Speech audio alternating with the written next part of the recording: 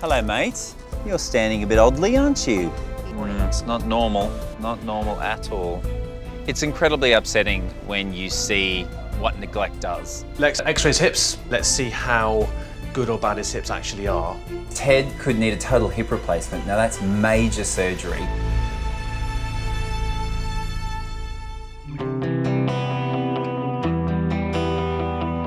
Today I'm on a beautiful drive out in the countryside to see one of my favourite people in the world, Jill, who runs the Border Collie spot. She's given me a call because she's just received 2 beautiful Border Collie puppies from Ireland and she wants me to take a look.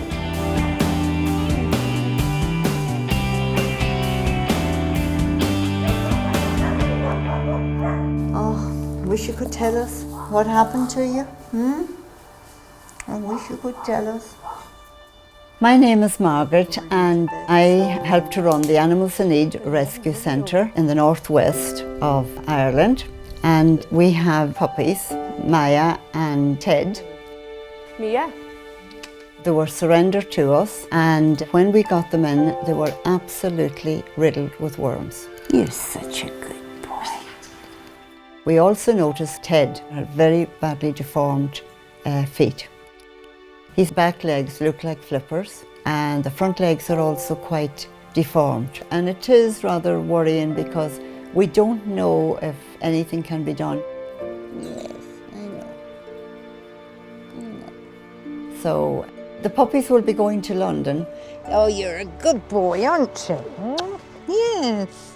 Jill and Spot Collie has agreed to take the puppies and Dr. Scott, we hope, will be able to work miracles and do something for them. When Jill gives me a call, I come running because I love this lady. Jill is a saint. Curly. She literally saves hundreds of Border Collies in the UK every year. Come on then. Jim. Good boy. Good boy. Border Collies are my favourite breed. I love their intelligence, their loyalty. They're real friends. Good boy. Yes, you are. I mainly take dogs from farms that are neglected, unwanted, abused. Hopefully I can help them and give them a better life. Good boy. Oh, such sad dogs arrive here. Although sometimes it takes a long time, it's wonderful to see them recovering and the light coming back into their eyes. That's, I suppose, why I keep doing it. Hello, gorgeous Jill. Hi, Scott. How are you, lovely lady? I'm fine, thank you. So who is this? This is Mia, Hello, Mia. Aren't you a pretty girl? and this is her little brother, Ted. This Hello, is little Ted. Hello, mate. You're standing a bit oddly, aren't you? Yeah. Is that the problem? Yeah. He's obviously got something very wrong. Yeah, you're walking a Yeah. little strangely. Mia and Ted both have very similar looking forelimbs. Both their front legs are showing some sort of bony lumps on their wrist joints. And that is something that's quite concerning and could suggest some sort of nutritional deficiency in their growth and development. Should we pop out the back and have a little Yeah. impromptu consultation with these two? Yeah. Yeah? Yeah. All right, I'll give you her again because she's a bit of a nervous walker, isn't Yeah, she? she is. All right, I'll grab my box and off we go. Come on then. Team. Let's go. Come on. Mia has got the swollen joints as well, but I did feel that maybe that's due to poor nutrition. So I'm not as worried about Mia. It's more Ted. They had a horrendous start in life. They weren't looked after at all. They weren't fed. They were emaciated and really very ill. I never noticed any swelling on her back legs, not like with Ted. There's a distinct swelling just there. It does feel bony in nature, and I'm assuming, like with all the waifs and strays that you take on, that they probably didn't come from the best of backgrounds. Definitely not, no. So my guess is that there might be a nutritional deficiency here, which has affected her in her early life, but now she's come to you and you've given her a good diet. These things are starting to resolve. Yeah, I think now she's moving very well. Although these are still quite swollen, Yes. it doesn't seem to affect her movement. Would you want to sit up there on your royal chair and I'll have a look at your brother? After examining Mia, I'm pretty confident that this is a healthy dog. She just has some slightly strange looking front legs, but they're not affecting her at all, and I'm sure she's going to grow into a happy and healthy dog. Her brother, however, seems to have more than one issue, and he's the one I need to get to grips with next. Okay, Jill, so I need to see your little boy do a bit of walking. Okay. So do you want to walk over that way? Come on, Ted. Go on then, Ted. Come on, Good lad. That's a good boy. Ted. Good boy. Good boy. It's not normal. Not normal at all. He's very stiff on that back leg, isn't he? Yeah, it's not right, is it? It really is a very concerning moment when a young dog is lame and limping on a hip that should be completely healthy. They should be bounding around, and he isn't. And that really worries me for his future. Okay, I'm just going to extend this hip here. Yeah. Good boy. There's definitely something going on in this left hip. Yeah. There's a bit of clicking. He definitely resents me extending that hip. Does it hurt a little bit? Eh? For a young dog of his age, you know, he should have very flexible, very mobile hips, and this one, there's definitely some tightness. So I think that's probably the cause for his lameness at the moment. It's painful.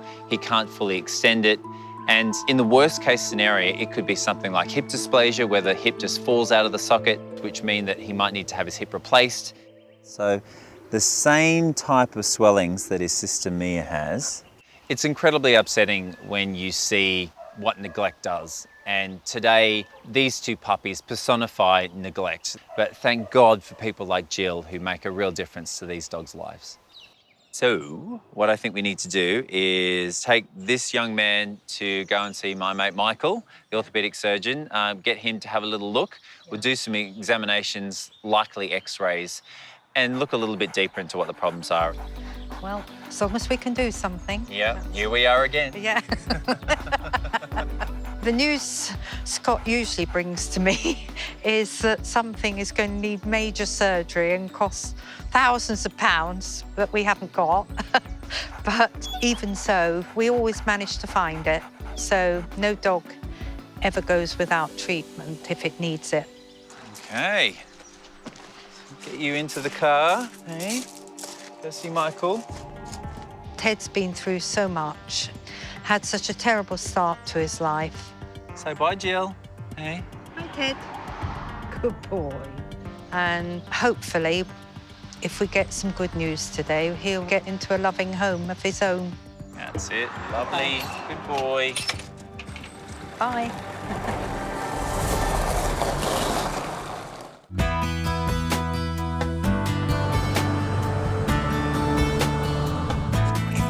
Good lads. Good boy. Well done.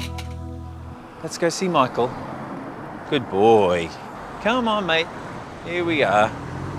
Good lad. I know, traffic and leads, eh? Come on, in you come. He wasn't particularly keen on crossing the road, and then when he sees that he's confronted with a vet clinic, very keen not to go in. In you come. Come on. Oh, you're gonna make me carry you, aren't you? Come here. Come on. Honestly, come on. Hello, mate. Hello, mate. Good to see you. And you, and you. So this is Ted. Yeah. He's from Ireland. How's your Irish accent? Poor. Yeah. Poor. Fairly poor. Me too, me too. I can drink a Guinness and that's about it. This guy, he is walking quite oddly on his back leg, on his back left. Today is a massive crossroads for Ted's life. It could just be that he has a slightly tight hip, that's a muscular issue that will resolve with physiotherapy or hydrotherapy. Yeah, he's getting a bit tense there. Or it could be as bad as a hip needing a total hip replacement. There's a massive spectrum there. We need to find out where on that spectrum he is. Right. Let's just take him into the garden, because I just quite like to see him moving around at a slightly higher speed. Right, okay. All right, mate, let's go. Let's go. Go on, Ted. Go on, Ted. Good boy. Come on, then. Come on, mate. Good boy. Good lad. Good boy. Good boy. So the reason we've come out here is we need to see him at a faster speed and then ideally in a nice straight line. And this works perfectly. This little runway number 1. Keep going. Good boy. Yeah, Good boy. go on, keep going, Scotty. Good boy. Good boy. Go on, Ted. Good boy. He's got what I call the supermodel swagger. So as he moves, rather than kind of pulling his hip through, he swings his whole pelvis forward. So he kind of walks like he's got a pair of Christian Louboutins on. Come on then. Come on. Good boy. Michael's a specialist and always wants to have every bit of information he can before he makes a decision on what to do next. And I think part of that was making me look silly running up and down a laneway. Hope you don't find anything wrong with me. Go on, Ted. Yeah, so Ted's front legs are good, but Scotty needs an MRI, so... Oh, no. Really? When we got Scott to trot him up and down, his front legs looked quite good. He was kind of striding out quite well. He didn't look like he was collapsing down on his wrists. The only thing really of any note I thought was his hips. Let's x-ray his hips. Let's see how good or bad his hips actually are. Because at the minute he's a little bit of an unknown quantity as to what his prognosis is going to be. Lovely, job done. Ted's swagger could be the result of poor diet or a lack of exercise, but the main reason why young dogs like him walk like he does is a condition called hip dysplasia. That's where the ball literally falls out of the hip socket joint over time, and that causes painful rubbing of the joint. X-rays. If that's the case, Ted could need a total hip replacement. Now that's major surgery requiring weeks of rehab. So we do need to understand fully what his problems are. When anyone takes on a rescue dog, I think the most important thing is they have a complete understanding of what the dog's issues are. Okay, so here's his right forearm. There's his elbow, there's his paw. And also to allow Jill to understand how long she's going to have to care for this dog, or can he find his forever home now? So this is an X-ray of his hips. So these are the balls of the ball and socket joints. The balls are basically sitting quite well in the sockets. His hips are actually pretty good. I guess he could still snatch defeat from the jaws of victory, but you know, they're pretty good. So I'm really glad we did that. I can only assume that some of his muscles and some of the soft tissues are just tight. Probably because he's had no exercise, he's had a poor diet, etc. But from a surgical perspective, there's nothing for me to do. There's nothing, no tendons to cut, no joints to replace, no broken bones to fix. So I think he's going to be fine. I think he's going to be fine. I'd be very surprised now, based on that X-ray, if he needs any intervention ever. So that's really good news for him. As he just does more and more exercise and becomes more and more of an athlete and gets a good diet, he's going to be normal. Hello. That was a good little wake up, wasn't it? Hey, lots of good news to tell you. I think it's great news for Jill today. I think it's the chance that she can now find a forever home for this beautiful little dog, give him the future that he's looking for, and we'll keep a close eye on him to make sure that he does reach his full potential. All right then, mate. Well, thanks very much. No problem. Yeah, Ted says thanks very much. Yeah. Say goodbye. Take it easy, mate. Okay. All right. Good to see you, mate. See ya. Take All care. the best, yeah. Bye. Right.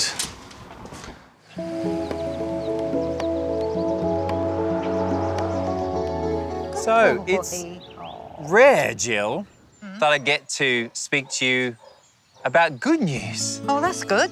Yeah. The X-rays actually show that his hips are relatively good. I was really nervous about what you were going to be saying to me. So it's really good news, isn't it? So I think what we need to do is to allow him to grow, but also in an environment which is healthy, which is going to get good food, therefore good nutrition, and also exercise, which is absolutely key to develop physically as he should. Yeah. And my hope is that the lameness that he's showing at the moment will come right once he's just using his body the way it was intended. Scott has given me the most amazing news. It is just a case of bad nutrition and neglect.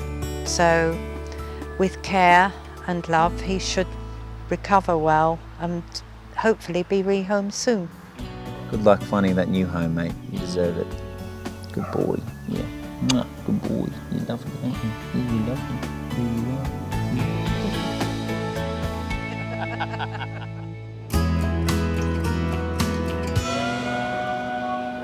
Ready, Teddy? You gonna spin? Good boy. Give me that ball. Give me. We were looking for another dog, and my wife Kim found out about Jill. So we decided to go down how we'd found Ted. It looked like he had a bad life. His fur was a bit rough. He looks deformed. Give me this ball. Good boy. Good boy. But it would have been so unfair to that pup not to give him a loving home. There's a good boy. There's a good boy. Whoa! And we brought him home that day.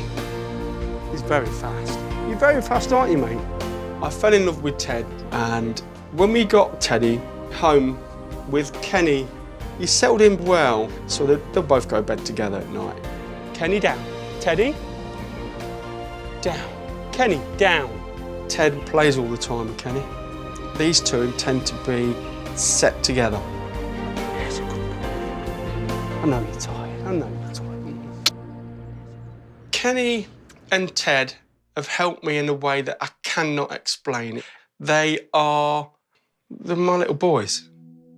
The day that we actually were going to go down and pick Ted up was the day we said goodbye to Connor and we turned the life support machines off.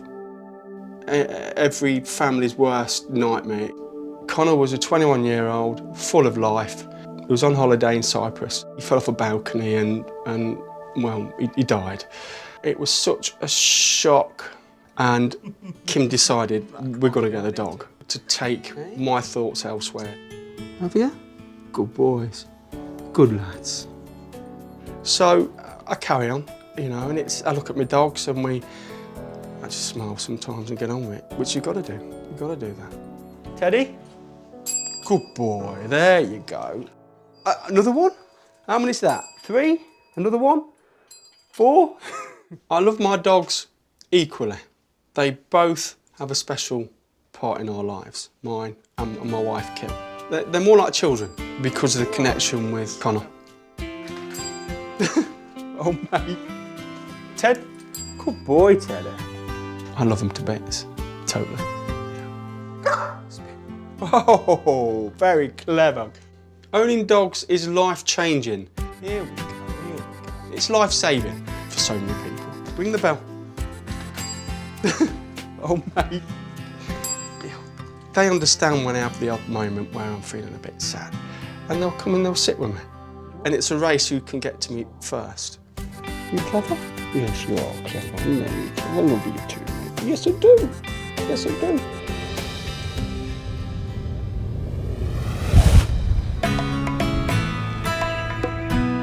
Do your hair. You have yellow ones in today. Honey is like my baby. She means the absolute world to me. We both would do anything for Honey. Oh, she looks beautiful. She's a feisty little thing. She thinks she's a big dog and she's a little shih tzu. But she's had things from when she was a puppy. Nicky noticed this swelling. Give us your paw. About 2 weeks ago, I'd noticed that there was something sticking out around her stomach. And then over the next few days, I monitored it and it looked like it was getting bigger. Barry said to me, we've had to take her to see Scott.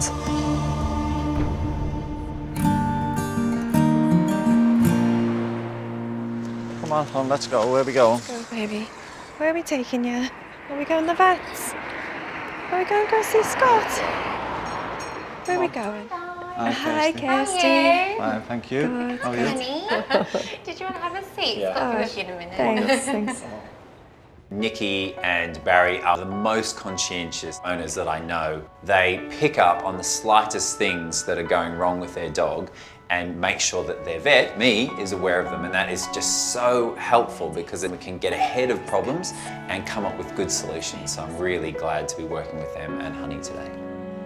You'll be a good girl. Morning Barry, how are you? Hi Nikki, how are you? How are you? Very good, hello Honey. Oh wow, look at you two, matching today. You look absolutely beautiful. All right, yeah, well, yeah, you as well. Honey always comes very well turned out. She always looks very beautiful with a different set of hair ribbons and she's so sweet. She's just very kind as a dog. All right then, come on in, let's have a little chat. Come on, gorgeous. That's you, Barry. So if we just pop you in a slightly unladylike position, I'm sorry. Oh, baby, hey? it's okay, it's okay. All right, so flip it like that, there we go. All right, so we're not talking about this, are we, which is this hernia. Yes, okay, so that's just a outy belly button, umbilical hernia. It's here. I noticed it because she does actually enjoy lying on her back. I just noticed it popping out when she's lying in certain positions. So that does feel like potentially a liver mass. I'm really impressed that Nikki's been able to find this lump at all because actually when I feel it, it is on the inside of her abdomen. Honey's liver lobe has got a soft mass. It's probably about the size of a small apple. It's fairly large and quite concerning. What we'll do is we'll let her lay back, and I just want to have a feel with her now standing up. There we go. Good girl. Okay. And has she been sort of well in herself and eating well? And Yeah, she's been eating well and she's been well in herself, but she does seem to have lost a bit of weight because I can feel that her spine's sticking out a little bit. yeah, look, I can see so clearly here that we've got a very sharp spine there. And that's only been in the last couple of weeks that I've really noticed that. I can feel that her liver is very big, but the lump that you can feel through the skin is in fact one of the liver lobes. Also, there's the possibility that there might be a very small one here on the left underneath her rib cage. I'm quite devastated really that he's found another lump. So at first I was thinking it's just the one that has to be treated, but now there seems to be two, which to me makes the problem a little bit worse than what we originally thought. So I'm quite worried. And is that on an organ or is... This one also feels like it's on the liver. Oh, okay. Yeah. What could have caused that? Well, you're not gonna like the answer to that. I can't even imagine what it'd be like if she's got something serious wrong with her. She's my absolute everything. Yeah, she's come so far with us. 10 years, she's been like my best friend. She is showing classic signs of some type of cancer.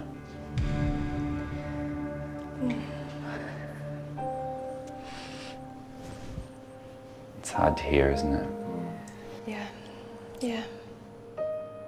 When you hear the word cancer, immediately panic bells start ringing, don't they? So, you know, it's as probably as serious as we thought it could have been. So, we just got to keep our fingers crossed that Scott can work a bit of magic on it. And she has lost weight dramatically in the last few weeks. 4 years ago, she started to develop some pain and she was crying out. Okay, baby. They diagnosed her with something called GME, like the dog version of meningitis. So she had a spinal tap and she had chemotherapy and radiotherapy for a long time. And then since then, she's relapsed twice. Oh, she's a lovely girl. At one point, we thought we were going to lose her. And on top of everything else, she's got a heart murmur as well. And is it treatable? Well, this is a journey that we're all going to have to go down together. As we know with Honey, she is not going to be the easiest of patients to treat because she has that stonking heart murmur. I mean, it sounds like she's got a freight train going through her chest. Honey, it's fair to say, hasn't been the healthiest of dogs during her lifetime. And at this moment in time, I would say that I'm pretty confident this is going to turn out to be cancer. To diagnose this, we need to take some samples. Now, normally, you would open her up under anaesthetic, you'd go in, you'd take a sample of the liver, you'd send it away to the lab, and they'd tell us what we're looking at. Sadly, that's going to prove impossible with her. Today I need to keep Honey in with me here at the practice and I need to do a number of tests on her, but I need to do it conscious, and that's because she has heart disease, and as a result she makes for a very risky anaesthetic patient. So instead, we're going to have to do something that's, although less risky, is quite nerve-wracking because we actually have to insert a needle into her liver without actually being able to visualise it and to see it. Is she going to be in pain? There will be a level of discomfort to it, more than if you were going to knock her out under a general anaesthetic, absolutely. And when will we get the results back? So we'll get them back in a few days. All right, okay, that's quick. Yeah. Honey is so brave, and I think she's a lot braver than us actually. She's been through so much. It's sad to tell all of our friends and family really, because she's loved not just by me and Barry, but by everyone. Come on, gorgeous. Oh, there you go, All baby. right. All right, do you want to give Mummy and Daddy a kiss? Bye-bye, gorgeous. Bye-bye, baby. There's the fan club. All right. Bye-bye. All right, guys, take care. Thank Thanks. you. All right, see you later. Bye. Say bye. Bye-bye. Say bye.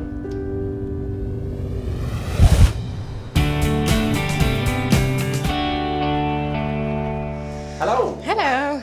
This Oh. precious little lady is Honey. Hello. Look at your pretty bows.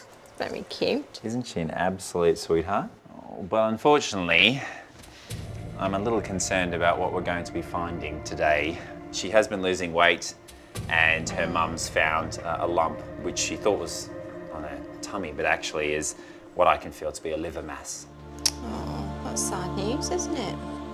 The kicker to that, which will make you as her nurse quite nervous, is that we have to do it all conscious. Great. Why? She's got a massive heart murmur. She has done for quite some time, and that's a massive compromise to the anaesthetic. So we'll do everything we can to support her right now, make her as comfortable as possible, and hopefully she'll just let us do what is a pretty mean thing, and hopefully she won't hold it against me. If it's less risk, then that's what we have to do, isn't it? Yeah. Isn't it, honey? Don't be brave. Brave girl, brave sausage. So what we're going to do with Honey is give her some pain relief. To start with, we're going to locally anaesthetise the site as well. We're going to do everything we can to make this as pain-free as possible and get the cells we need to make a diagnosis. Okay, baby girl. A little bit of pain relief. Make you feel very happy. That's it. All right. So there's the lump there. Very prominent, quite large, quite concerning. Just about to do an ultrasound. It just gives us a bit more of a picture as to where this lump is and how it looks as opposed to normal liver tissue. Can you see that? Yeah. The lump looks big. I mean, it's half the size of a head. It's huge. I would be very surprised, shocked even, if this doesn't come back as cancer. Never have I wanted to be more wrong. Don't want to be right this time around. So I'm just putting some cream on just to numb the skin, just so it's not as painful for her when the needle goes in. Nice, deep breaths. Let's all be calm for her. Okay, everyone ready? It's a good girl. Good girl, honey. That's a worry. So that is not blood that's come out of a blood vessel, but actually blood that's present in this tumour. So fairly nasty type of tumour. When there is a lot of blood cells present in a sample, it can affect the ability to interpret the result. So I'm a little concerned we might not find out what's going on with Honey with these tests. She was so brave, wasn't she? Hey, you're a little legend, aren't you? The news could be really bad. I suspect it's going to be really bad, which is really tough because she's actually quite bright and happy at the moment.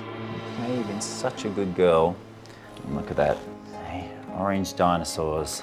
Here we go. Orange to match. Hey, match your little hair ribbons.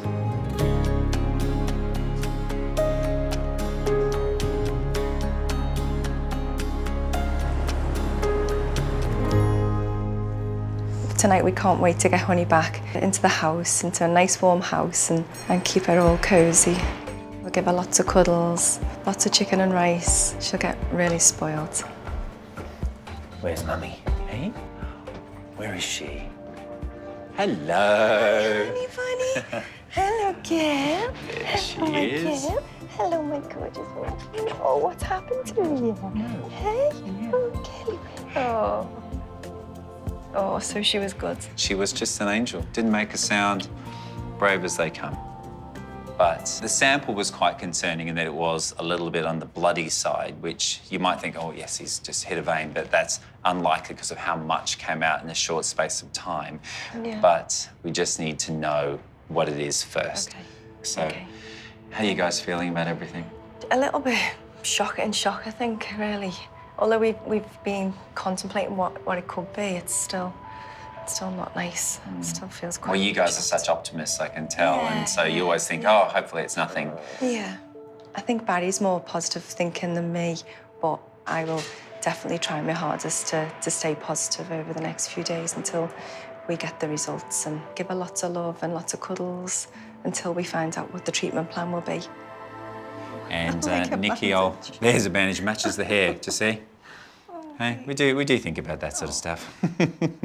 Honey is such a brave little dog, and under that beautiful fluffy coat is a heart of a lion. I really hope that in the coming days we get the result we're looking for and she can live a long and healthy life. But at the moment it's really tough to infuse Nikki with positivity because I am really concerned about what I've found today. Should we go home? Shall we go home? Should we go see your daddy? Hey, it's fair enough. You do need some more work on this hair. I did mess it up a little bit, so Dad's apparently the expert. All right. Okay. Well, you guys have a good evening, and I'll be in touch with the results. Thanks all right. very much. Okay, Nikki. Thank Take you. care. All right. Bye, girls. She definitely is a fighter. She's 4 from 5 weeks old, and I think Honey will be able to get through it. Come on, baby.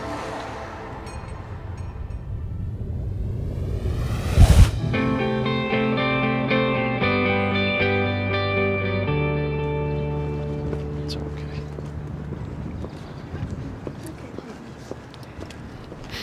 The Royal Veterinary College really helped out a lot, and we got an appointment really fast. So professional. Hi there, Mr. and Mrs. Wilson. Nice to meet you. My name is Stijn. Hi there. And this is Honey. And Honey, welcome. Unfortunately, the sample that we took from Honey's liver isn't giving us the answers that we're looking for to understand what's going on with her. So now I need to refer her to my colleague Stijn Niesen at the Royal Veterinary College. Shall we get a room? Great, thanks. He's going to use all the technology that they have there at his disposal to find the diagnosis. So I've spoken to Scott, and we have agreed that the best way forward is to get better pictures of this liver. So the plan for today would be first to put her through the CT scanner, and after that we'll try to also have another go at taking a little sample of that liver to see under the microscope what kind of cells are there. So Scott already tried to get some cells, but they didn't give the answer. So what we're doing is we're stepping it up. We're going to use a bigger, bolder needle to get a bigger piece of that liver, hopefully giving us that answer whether or not it is cancer. She will be treated like a VIP. Oh, good. VID, I guess. That's what she's used to. That's yours. Okay, baby. And see you later. Honey's just everything to me and Barry. She's a massive part of our life. Okay. Here we go. Here we go. I just hope that when she comes around from the recovery that we've got some answers and we know what the plan is to go forward. Good girl, honey. Just go to sleep a little while. Good girl. So she's nice asleep, she doesn't feel anything, but most importantly it allows us to take these detailed pictures that we're taking just now of her tummy and her chest. And that's all to try and figure out what is going on in that liver and is there anything spreading around the body, and that would of course be bad news. Looking at the images, it's one of the biggest livers I've seen in a dog of this size. You can see it's not the same color everywhere. You've got some darker bits, lighter bits. It's all very blotchy. That's not what we normally expect with a healthy liver. Whatever is going on there is growing in a big way. So now that we've done the CAT scan, what we really need is to get some cells from that liver to be able to look under a microscope and see what kind of tissue is there. Is it cancerous, yes or no? We are going to use a bigger needle than Scott used. And that is advantageous because we will get more tissue and we stand a higher chance of actually making a diagnosis. Let's see what we got. This liver is very mushy, and we can now also see why Scott had difficulties getting a diagnosis in the first place, because it's very easy to be in the wrong bit. That's a much bigger chunk. I'm very hopeful that we will get an answer for them today. We've taken good samples and the pathologists are going to get a look at them just now. So hopefully we'll have an answer for Barry when he comes back to pick Honey up. Hi there, Mr. Wilson. Okay. Here you are. Baby. Can I take her? Yeah, of course. Hello, baby. Hello. Here's a good girl. Shall we go to a room and have a chat? Yes, please. Okay. Come on, girl. Come on. Here's a good girl. So we managed to do everything, which I'm really pleased about, because I think we've got now the best possible picture of what's going on there. And I have to say that that is not good news in that we do have cancer. When you hear there's cancer, I didn't know what I was going to do. It's the worst possible news that we could have had. Now, some types of these cancer you can perform surgery on. With her, there's very little normal liver left. So I think she's coping better without doing the surgery than if we were to do the surgery. Okay. This is a slow-growing tumor, but how long is probably the question you're going to ask me. That I can't answer. That is something we'll just have to see. And although it's not what we wanted to hear, we can now make a plan for the future, because she still has a future. Yeah. And maybe we'll be surprised at how long she still will do well. I wish I could have offered Honey a solution, a cure. But I need to remind myself that it does help knowing the truth. It's best if that we know, isn't it? Absolutely. As long as she's eating and drinking and being happy when you come home, you can say honestly to yourself, she's got a good quality of life. There's no urgent action we need to take. So that puts us in a privileged situation in that we can now plan her journey and make sure that she has as many good days as possible. And should bad days start to appear, we can make quite a quick decision to make sure that she doesn't suffer. But until that time, we can have a lot of good days with her, giving her the best possible life, because we will have prevented any suffering. Although it's devastating news and it's an awful thing to hear, I'd rather know and we can make it as perfect as possible for her. All we can do is make however long she got left special.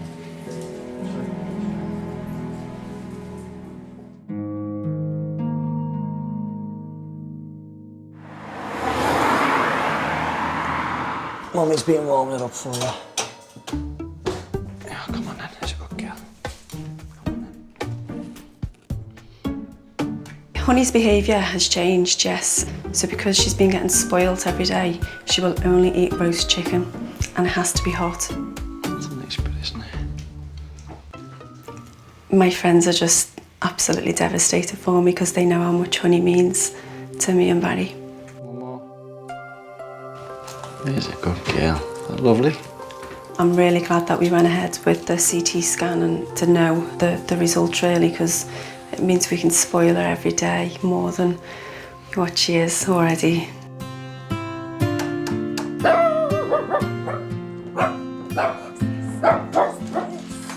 Well, someone's sounding feisty. Hey, Barry, how are you? Hi, Nick. Good to see you. Hello, gorgeous. You've still got lots of spirit, haven't you? All right, well, let's go in and have a chat about that nasty diagnosis, shall we? Hey, come on. Honey is very clearly the boss of this house, and although she's unwell, she doesn't know it. She is really taking advantage. Yeah, and she's living it up. She's got her own cushion, new toys. I mean, this is all sounding pretty good. It's a dog's life, isn't it? Yeah. Thanks for all your help. You've been really supportive. if anyone can live a long time and eat you out of house and roast chicken, it's going to be Honey, isn't it? Hey, you good girl. Yes, you are. Honey doesn't know that she's sick at all. And she's so in tune with my emotions that if I show that I'm upset, she'll come straight over to me and be like, why are you upset? What's wrong? Do you think she's making you sad? Yeah, if she thinks that we were getting upset, she'd be worried that stress it out. Oh yeah, it would. Honestly? Yeah. And Barry keeps saying to me, there's always time to be upset afterwards, so try and enjoy every minute. That's special, isn't it? Wow, the first image of this house, straight away there's a cat that's looking out the window. Hello. Can you point the way to the cat sanctuary? This way. Yeah. And then turn around the corner and there is just so many beautiful felines just waiting to greet me. Wow. Hello everyone. Hello. This is cat heaven, isn't it? Hi, Scott. Hi, Liz. Hello. How are you? Fine. Welcome to Catastrophes and our I home love in the it. sanctuary. This is a lot of cats. Yes. So it started off with just looking after a few and then Yes, rescuing it kind a of few. started with about one little young ginger cat that needed help, and then Right. people get to know Yeah. you, and then it just goes on from there. Come on. I think it's probably from my childhood. If ever a stray cat turned up, you didn't pick up the phone and get someone to come and remove it. You gave it food, you looked out for it. That was it. You just did something for the animal to save a life.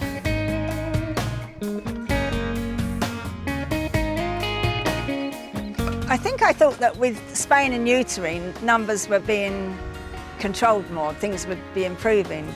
But the demand is just absolutely huge. The phone doesn't stop ringing. You could end up with 1,000, I think, quite easily. Yeah. So you take the cats that no one else wants. We tend to try to help cats that are perhaps more difficult to home. They're the ones that we try to help, the ones that have really got no chances left. I'm assuming you didn't get me here just to stroke some beautiful cats. No, we have a very particular cat called Janet. We call her Janet from another planet. Okay. Because she looks a bit strange. Can you come and have your tea? Seeing Janet for the first time, I could see there was a big problem with the mouth, with her coat, that she obviously couldn't clean herself properly. Good girl, Janet. She sticks her tongue out, and it's because she has a fused jaw. And I knew that this could be a real challenge. We might be able to help her, but it could go the other way. But whatever happened, we had to do the right thing for her, so she wasn't suffering. Hello there. So which one of these beautiful felines is Janet? Right, that's Ron Turner. This is Janet. Hello, Janet. Hello, gorgeous. Oh, I can see the tongue. I'm just going to have a fit. Wow, so that is it. That is literally as far as I can open it. Wow. Janet's a very lucky cat that she's found herself in the loving arms of Liz, but I can tell you what, this cat is still struggling. She can't open her mouth, so therefore she can't groom herself properly. She can't eat properly either, and within the mouth I can see some really rotten teeth. How can anyone do a dental on a cat where you can't open a mouth? And any ideas as to how that might have happened? I don't know if you think she may have been born with this or if it's from a road traffic accident where she's taken quite a bad knock and it hasn't been dealt with at all. Let's have a feel. So the mandible, the actual lower jaw, feels all right. It's just when you get back into the joint. Oh, right. And that's where they're simply just not opening enough for her to open a mouth. And she tries to wash herself and keep herself clean, but she looks quite sort of mucky and discoloured around her front legs. You do, sweetie, don't you? You're constantly drooling. Hey? Hey? Yeah, let's have a look at you. Hey? Oh, wait. Janet's case is a perplexing one. I don't think I've ever met a cat that you couldn't open its mouth. So I don't understand what's caused it, nor do I know if I can fix it. She wants to live, but I think we've got to try and... Do something. Yes, yeah. I think the first step is CT scan. Let's understand what's on the scan. Okay. And then I would suggest that as long as you're quite brave, Absolutely. then we may have to go through a surgery. Yeah. So. Now, if we can make her quality of life good, I think that's what it's all about. So at the moment, I have just as much concern and trepidation about this journey as Liz does, but together, we're going to do our best for Janet. It's going to be a long process. You ready for it? Yeah.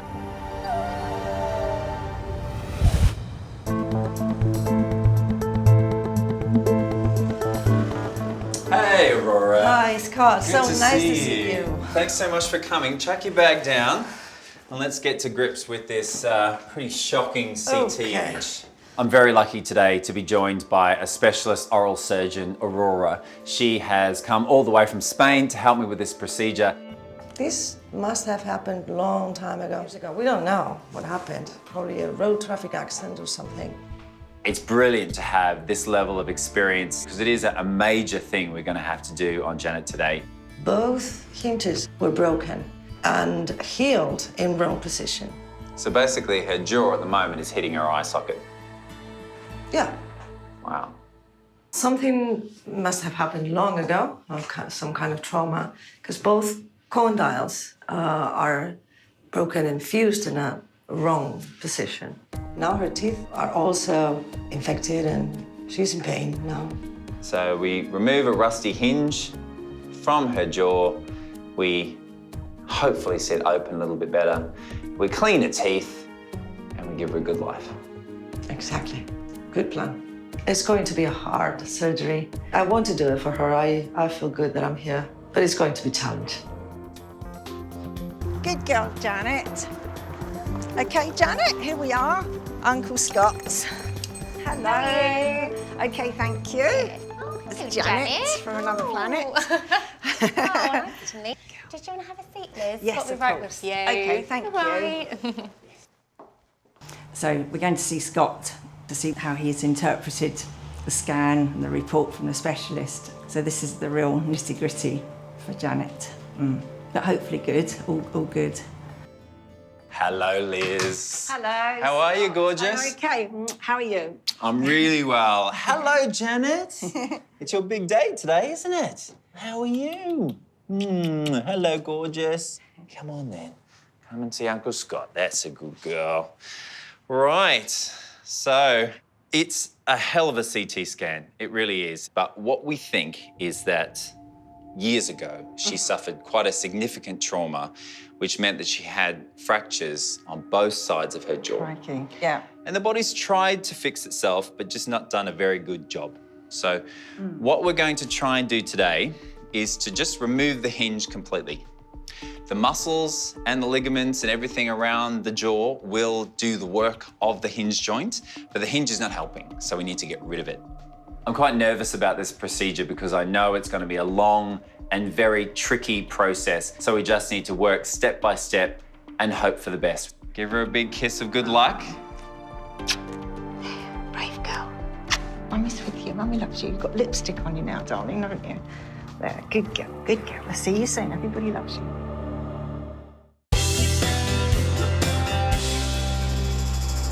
So, Aurora, this is your patient. This is Janet. And Nathan, if you just hold around the shoulders, let's just have a quick look at this mouth, and you can see that's about the limit of being able to open it. Really, really disgusting teeth. Really sore gums. Also, we can see that alignment issue there. You can see those two canines butting up against each other, can't you? Sweet dreams. It's pretty shocking. This cat has struggled for a very long time with a mouth that she can barely open. She has teeth that lock together, and also her tongue is very swollen, very sore because of years of hanging out, and that also is causing problems for her. We're going to sort you out. Yes, we are. Janet's already been through a CT, and she had to have a tube down her throat then, so that would have inflamed the back of the throat. God, just getting in there. Gosh, I can't see a thing. I might have to try and go blind and just see if I can get it. And then alongside that, she's got a very thickened tongue, so that's almost making a speed bump. So trying to put a tube down there makes it one of the most difficult intubation processes that I've ever had to face. God, that's ridiculous. There's actually no movement in this jaw, so it's just about... No, it's not easy. Getting the access. That's not going to fit. Yeah, that's literally as open as we can get it. Goodness me. Yeah, that's in. Yes. Get in. Okay. All right. Okay, onto the gas. A massive sigh of relief when it seems we finally have the endotracheal tube in place, and Janet seems to be well under anaesthetic. So let's go for it. See, it's awake. She's just very light, so we're just concerned that her anaesthetic isn't deep enough. Otherwise, she wouldn't keep waking up. That's it. That's the problem. Yeah, she's totally awake. The relief that I felt as I thought the tube was down is short-lived. What's happened here is that the tube going down into Janet's throat has shifted, and she's got so much saliva in the back of her throat we can't actually see. So what we need to do is perform what's called a tracheostomy, basically placing a hole through her windpipe and then down into her chest, which will allow her to breathe and also for us to maintain her anaesthetic. Okay. Let's get some oxygen in this cat. It's become an emergency situation. This cat is in danger and we need to do something fast. Can that light be on this angle coming down?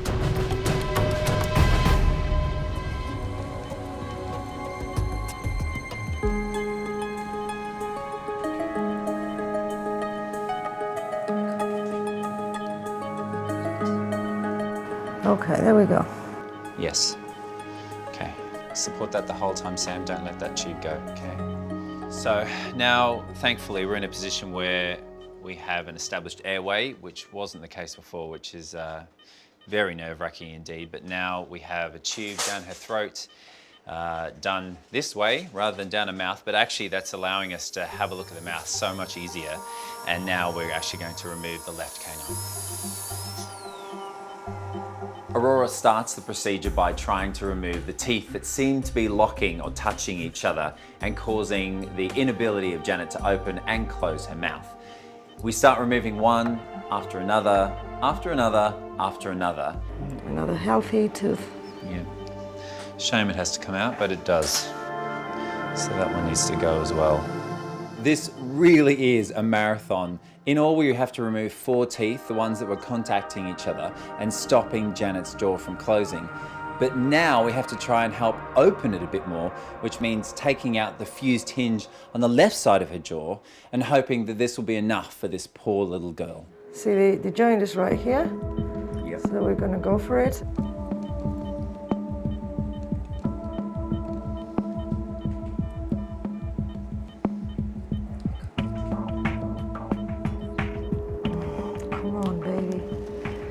It's actually quite a difficult surgery to get to. There's lots of muscles, and also with Janet, there's lots of scar and fibrous tissue around it. So it's a really difficult surgery, not clear cut at all.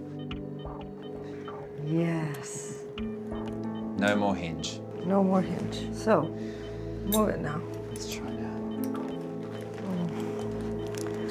And it doesn't really help. We've done quite a lot of stuff with this cat, and still she is confounding us because we really hoped we'd be able to open more there, and we just simply can't.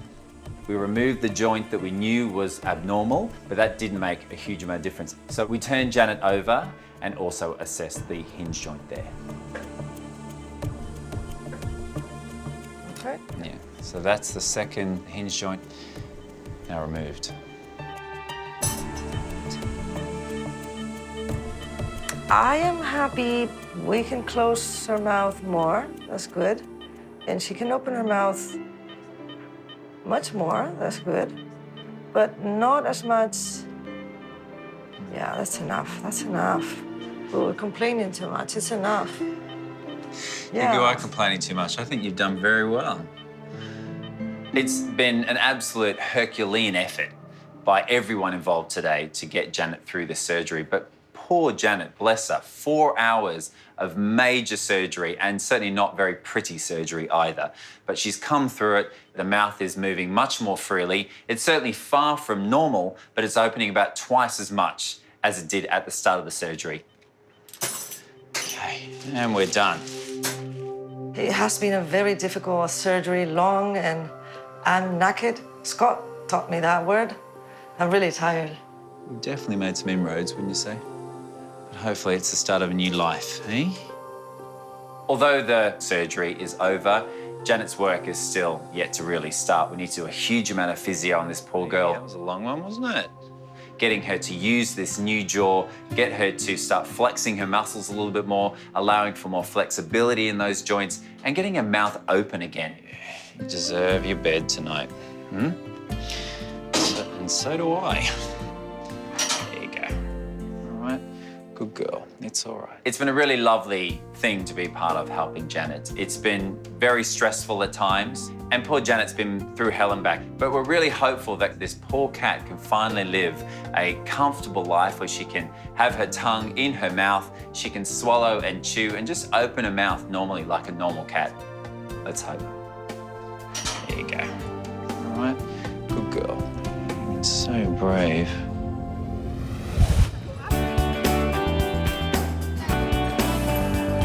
Hello. Hey, hi, Janet. How are you? She's doing very well. Yeah? Yeah, eating biscuits this morning. No way. Yeah.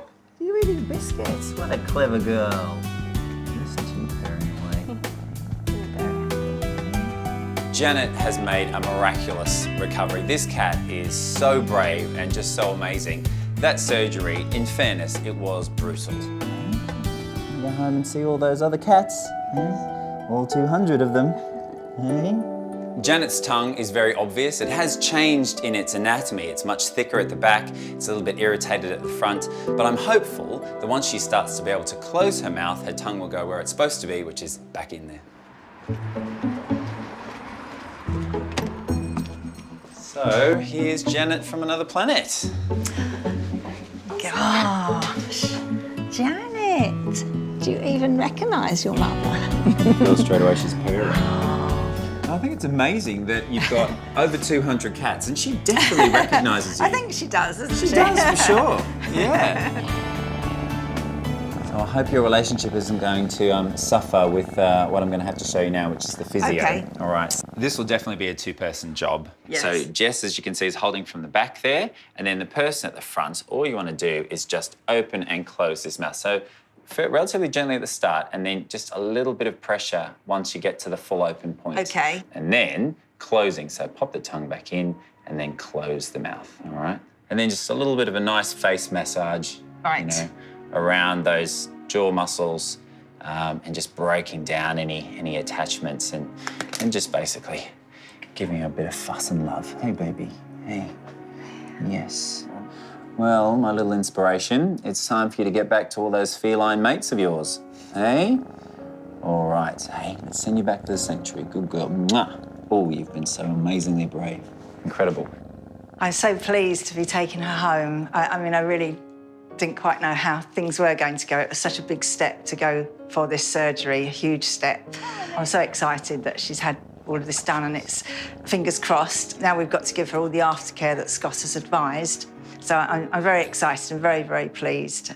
Really appreciate everything that Scott and all of his team have done for Janet.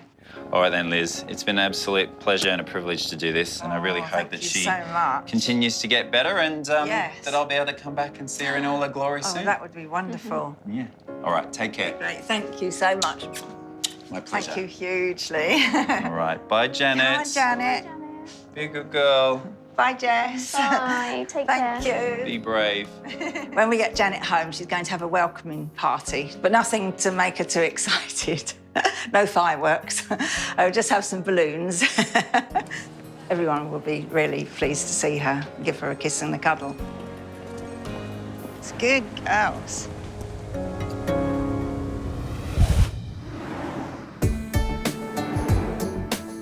Today I'm back to see Liz at the cat sanctuary to check out Janet and just see how she's going after that mammoth jaw surgery. Hello. How are you, gorgeous? You well? Come through. Thank you. Hello. Hello, feline friends. How are you? To the welcoming party. Yes, very welcoming. Hello, beautiful. Hello. So Janet's in here? Yes, this is the inner sanctuary. Wow, Janet's got her own room now. Yes, it's supposed to be a cat-free zone, but well, that's things not have- working out very well, no, is it? it's not working. And here's Janet. Hello, beautiful. Hello, gorgeous. How are you? How's she been going? Really amazingly good. I mean, fantastic. Yeah. Really? Astounding. She looks Yes. amazing. I mean, one of the biggest things I can notice straight away is that her tongue is now living pretty much in her mouth, Yes. which is nice. And actually, it is usually more so than it is at the moment. And she's such a happy little thing, very bright, very, charging around. And she's actually biffing some of the other cats, like All having right. little kangaroo Getting a bit of fights spirit and back. Playful and Good. really bright. Janet's been a really good patient, actually, surprisingly. I thought she might be a bit of a handful. But no, she's been really good. She actually seemed to even enjoy the physio, really. So from the physio and everything else, she's actually now, like, eating proper food, is she? Yes, she is, yes. And she's washing herself, grooming. Wow. Just really active as well. She just is the picture of how she looks so beautiful, and I can hear I think- that purr from yes. a mile away. Yeah, she looks beautiful. Oh, you're going to give me a nibble. Never have I wanted to be bitten by a cat more. No, I know, this is it, isn't it? You can't really complain. You just think, oh, that's good, that's good. I'm going to say it's a love bite. That's what I'm going to say. Oh, yeah. It's always difficult when you do a major surgery like this to a cat that's been that way for a while. But now I can very happily say we've been successful. This is now a healthy, comfortable, happy cat who has a functional jaw. It's an amazing result. Oh, we've got Rosie joining us. Oh, look, she's even biting Rosie. No, Oh, look. come along, she says, you get out of it. This is my time. And now, on reflection, Oh, a worthy I'm so journey. pleased, absolutely, definitely. Oh, yeah, so and good. I'm I'm thrilled, really happy for really you. thrilled. Really happy for you, Yeah, really happy for her. fantastic. And I'm sure we'll go on that journey with another cat at some point in the future. We'll have a little queue for me. An orderly queue of over 200. Yes.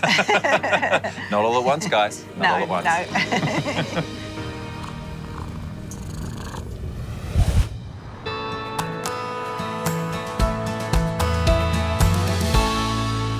Can you see the vet now? Good boy. It's okay. Hiya. Hi there. You're all right. Hi. What's happened? He's had a bit of a run-in with the schnauzer. Okay. He got chased and then knocked over, and then I think he's hurt his hind leg. Okay. He's been crying a lot. Oh, mate, let's have a little look. Pop you down. Good boy. Just hold him there for me. He's been in a lot of pain. He cried straight after, which is not like him. He doesn't bark very often, but he really screamed.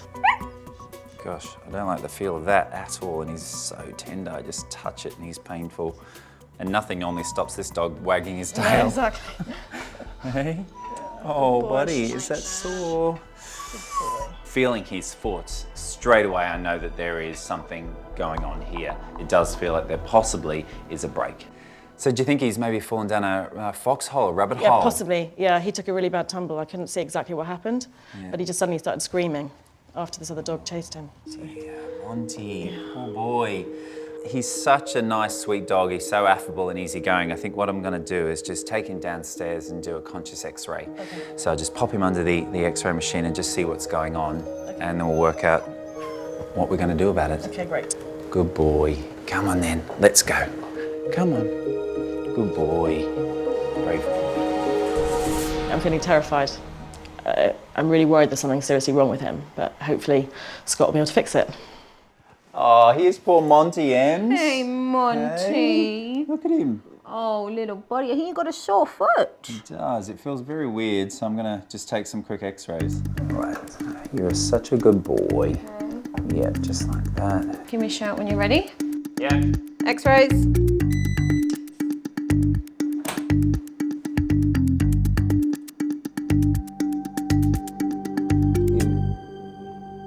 Yikes, Ems, take a look at that. I can see it from here. That looks awful. Better go and deliver the news to Nicola. Hi, Nicola, thanks for waiting. Well, it's not good news, I'm afraid. I think it's best that you come down and see the X-ray and then we'll talk about it. Okay. Okay, come on down. The injury is substantial. He has 3 breaks in the bones called the metatarsals, which are in the foot of the back leg, and they're all splayed at different angles. Looks awful, doesn't it? Yeah. Yeah, probably way worse than you imagined. Way worse than I imagined. I just thought it was a sprain or something. I had no idea. No wonder he screamed. I'd scream. That is going to be very painful indeed. And there's no doubt that we'll need to perform surgery. We need to fix the alignment of those fracture sites at the moment. All those toes are all jumbled up and crossed over each other. Seeing the X-ray, I was actually horrified. I am no doctor, but I could see that his bones were all over the place. I thought it was just a sprain or I really had no idea. So it's really frightening to see that. Looking at that, I'm going to perform a surgery. It's akin to being like the blades of Wolverine, but instead there's pins going down all the toes, and they're going to place them all back into alignment, and the healthy toe acts as a splint for the other 3, and then we place a splint on the back. Once we've put the bones where they should be and in perfect alignment, that should heal really quite nicely. But it's a painful process. He's in pain now, he'll be painful after the procedure, and going home he's going to have a lot of enforced rest, which for a puppy, that's going to be fun, but it's going to have to be done so we get the best result possible. So it's best that we just dive in, fix it as quick as we can, and get him moving on with his life. I absolutely love Monty. Monty is the most amazing little puppy, and so actually have to leave him here overnight as well is pretty frightening. All right, I'll walk you out. Bye, Mum.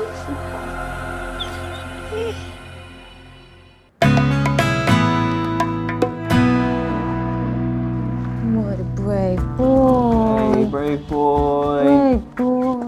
Oh, I know. I'm sorry. He used to be our #1 fan. I don't know if he's going to be anymore. I know, bless him. Yeah. All right, buddy. This surgery is quite complicated because not only are we fixing 3 broken toes on 1 foot, but also it's the anaesthetic of a puppy. They're quite delicate and it will be a long anaesthetic, and that means that it's increased in its risk.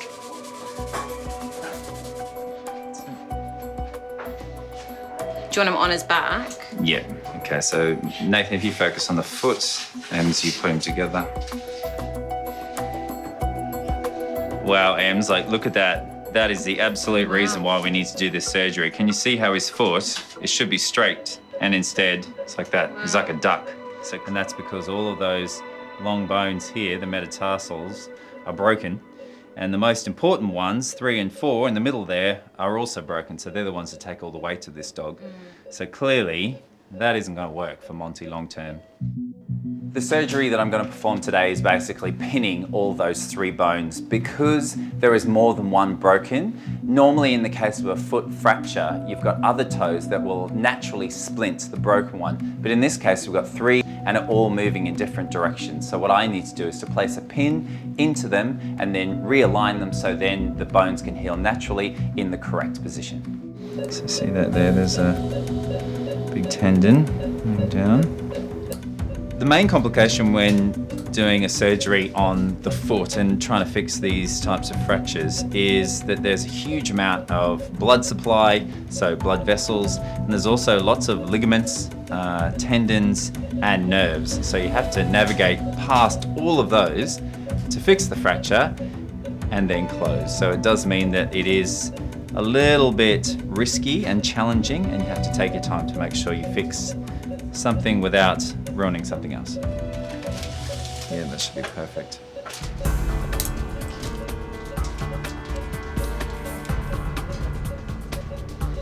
So I'm just putting the first pin in. So that's nicely positioned there. And so if I take 2/3. Oh, this is gonna be the fun bit. Fiddly, particularly as the bones are so small, they're going to be so easily broken. This is challenging surgery. His bones are so tiny. When I'm trying to place the pins into a very narrow space, the danger is that the bones can shatter just as I'm trying to fix them.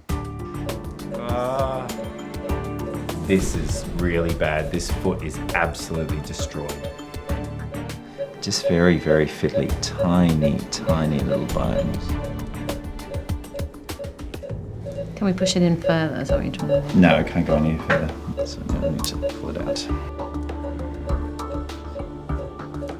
Normally in the case of a foot fracture, you've got other toes that will naturally splint the broken one. But in this case, we've got 3 lined up in a row that are all smashed and are all moving in different directions. Yes. Yes. Nice. That's excellent. It's already changed the shape of the foot, hasn't it? Really nice. All right, so that's 1.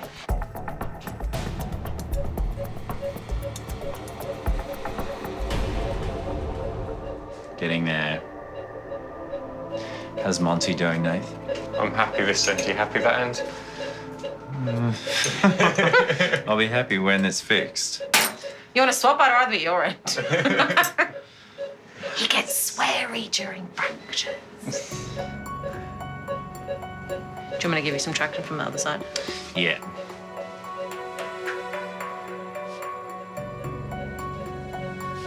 Ready? Yep.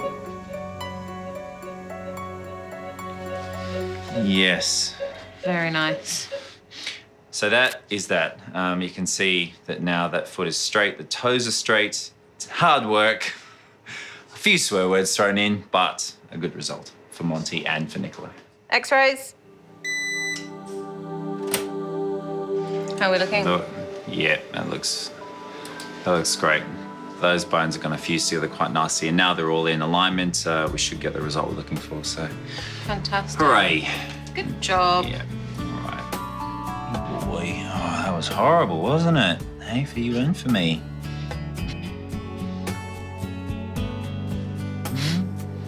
Hey, you're woken up. Clever boy. Clever boy.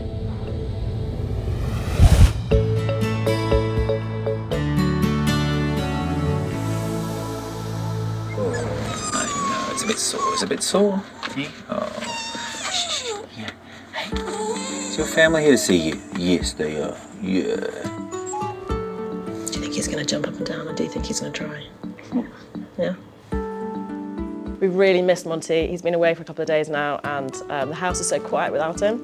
I think we've now realised just how much he means to us. Guys, excited about seeing Monty? Yeah. I can't wait to see him.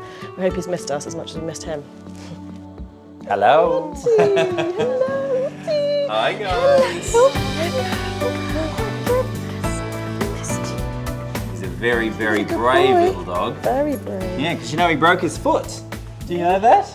Yeah. Look at him. Well, look how brave he's been. And now, surgery was long and intense at times, but we got the good result that we wanted, which is that he woke up fine. It's really great for me to know that Monty is back in the loving arms of his family, and now he just has to recuperate over the next 6 to 8 weeks. We'll be monitoring him very closely, doing further x-rays, and hopefully his little toes will heal perfectly well and he'll be running around in the park sometime soon. Now we just need to tell him that schnauzers are actually quite nice. Yeah, all right then, you enjoy. Thank all you right. so much. No more falling down holes. Yeah, okay? no more All right, schnauzers. and we'll Thank see you you very so much. soon. Thanks, God. See ya. Thank All the you. best. Bye, Bye. kids. Bye. See ya. Come on, Monty. Let's go home, guys. Yes. We're gonna go home. He's a good boy. I was expecting this really poorly three-legged dog to come in, and the van pulled up outside and we could hear the biggest woof ever, followed by the back door opening and Marcus jumping out. We instantly fell in love with Marcus. He's adorable. Such a handsome boy. I don't know how anyone could have just left you like that. How could he do that to such a handsome, lovely boy? We thought that maybe the reason his back leg was missing was he'd had a tumour before, a cancerous lump, and it was removed. So we thought possibly the new lump could also be cancerous. So our thought was, look, this guy is going to be put to sleep if we don't take him in. Let's at least give him a chance. Let's get the lump tested. Hello, ladies. How are you? Hello, mate. You must be Marcus. This is You're a Marcus. handsome chap. Oh, thank you. Big smooch. I walk into All Dogs Matter and immediately am greeted by a beautiful, big, buffy black Labrador. And that's where you're forgiven to think he's got 4 legs? No. He's only got 3. It's unusual to actually get a dog that's come in that's already had treatment and then be abandoned. He seems like in pretty good nick. If anything, Yeah, he seems like he's been well looked after. overwintering quite well, yes. Yeah, well, sadly, he's chipped to someone, but the owner's failed to come forward, so... Ooh, you're so very handsome. he's found himself without a home. What we found is this lump here, Mm. which has caused some concern. You know, I'm guessing, I don't know, you're the vet, but this leg may have come off because there was a tumour, possibly, and now it's maybe spread. He won't manage on 2 legs. It's unfortunate it's the same side. Marcus has been to the school of hard knocks. He has not got a home anymore. He's lost a leg, and now we see this lump on his leg. I mean, how much bad luck can one dog have? We can't put him up for adoption, you know, because we don't know what that lump is. Yeah. It is solid, and it does feel homogenous, so it feels all the same. Right, okay. So there's some positives there. What I think we need to do is to take a sample of the cells present in this lump and find out what's going on, yeah. And if we find that this is a malignant tumour, something that we need to be worried about, then that doesn't bode well for his future. The worst case scenario, we'll give him a bit of time and make his life as comfortable as we can. And hopefully if it's nothing and it's benign, he'll go to a new loving family and live the rest of his life as well and happily as he can. It was unlucky on one hand that he ended up in the pound as a stray, but at least he was then passed on responsibly to a charity that can. Well, particularly as he was on sort of death's row. Sadly, hundreds of dogs in this country are put to sleep each week. Councils can only do their best. They can only keep dogs for a certain amount of time. At the worst case, I'd rather be there and sit with him than let him be put to sleep by himself on a cold floor. That would be very sad. He's been abandoned by someone who just didn't care what happened to him. And we feel at least we can offer to take that abandonment over and give him some quality to what could be the end of his life. Had we not been here, he wouldn't be here now. At least he's got a chance now. He had no chance before, so he's got a chance. Give you a chance, shall we, mate? Hey? Hey? Yeah. And if nothing else, we'll give you a belly rub. You are a very handsome boy, aren't you? Yeah. Gonna be a good boy? Are you gonna be a good boy? Yes, that was a positive, yes. That was yes in dog language. I love working with people like Ara because they just have massive hearts, and she just wants to do everything she can to give Marcus that last chance. As far as Ara's concerned, that is definitely not going to be the last page in this story. You'll be very brave. I'll stick a needle in your arm. So this is a microscope slide box full of, guess what? Microscope slides. Yeah. What we're going to do is we're going to pop a little needle into that nasty lump. We're going to take some cells, we're going to pop it on a slide, we're going to send it to some smart people at a lab, and they're going to tell us if we should be worried. How's that sound? Are you worried? No. We'll be waiting with bated breath and hoping that that comes back as benign. And as soon as we get that result, we'll sort of start looking for Marcus's forever home. That's our hope. He's such a special boy, and we're just hoping and praying for him that it'll all be good. An extra kiss for luck. Yes. Yeah, you deserve it. Boy.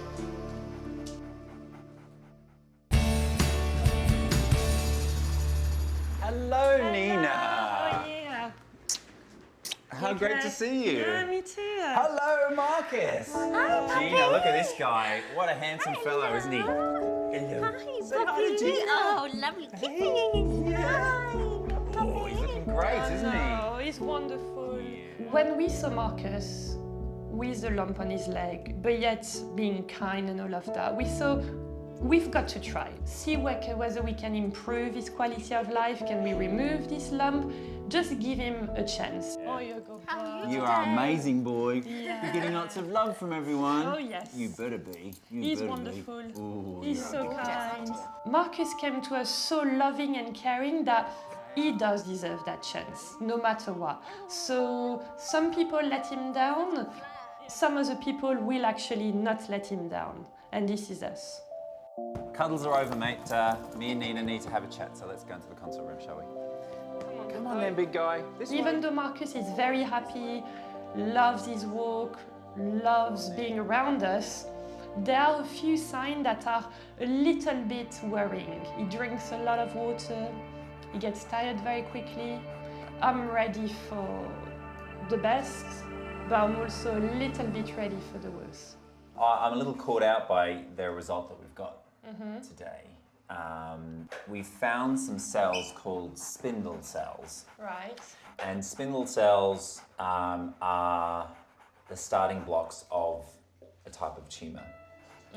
And the worst case scenario is it can be an incredibly nasty tumour called fibrosarcoma, which can spread to all areas of the stomach. I wanted to burst into tears, but I didn't want to show this emotion to Marcus because being so happy in front of me and not knowing what's happening, then all of a sudden, me, the carer, just project this sadness and anxious, and I don't think it was fair on him, so it was hard, but I did kind of hold on to my emotion and try to keep the happy face. Do you think it has spread already, or will the cell just be in the tumour? At this stage, I don't know. And do we have a way to find out?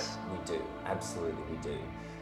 My suggestion in this instance is that first of all we need to stage it. There's a spectrum from the not too much to worry about, they might come back, a little lump on the leg, not too much to worry about, all to incredibly aggressive, horrific type of cancer. What we need to do is to determine if the tumour has spread, where it's spread, and what type of tumour it might be. In this instance, the worst case scenario for a normal dog, you'd remove the leg. We don't have that option, No, Ken. we don't. We can't do that, obviously. I know and I can feel already how much of an impact this dog's made on you.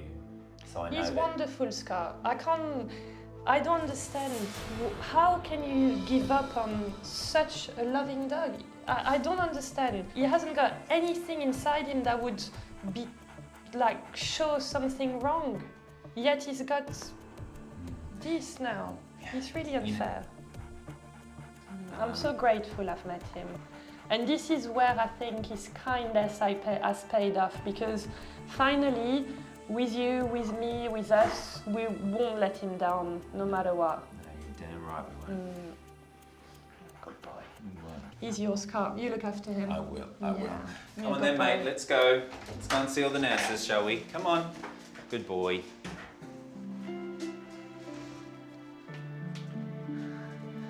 Look at this guy.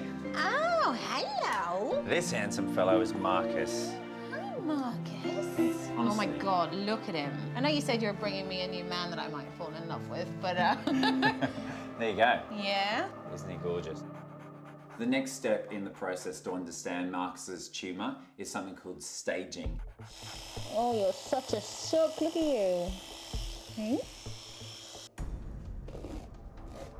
What we need to do is do various x-rays in order to determine if the tumour has spread, where it's spread, and what type of tumour it might be.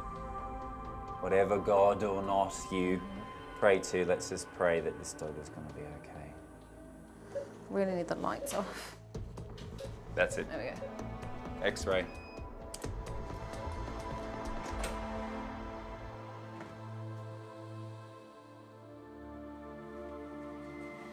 Is this just normal?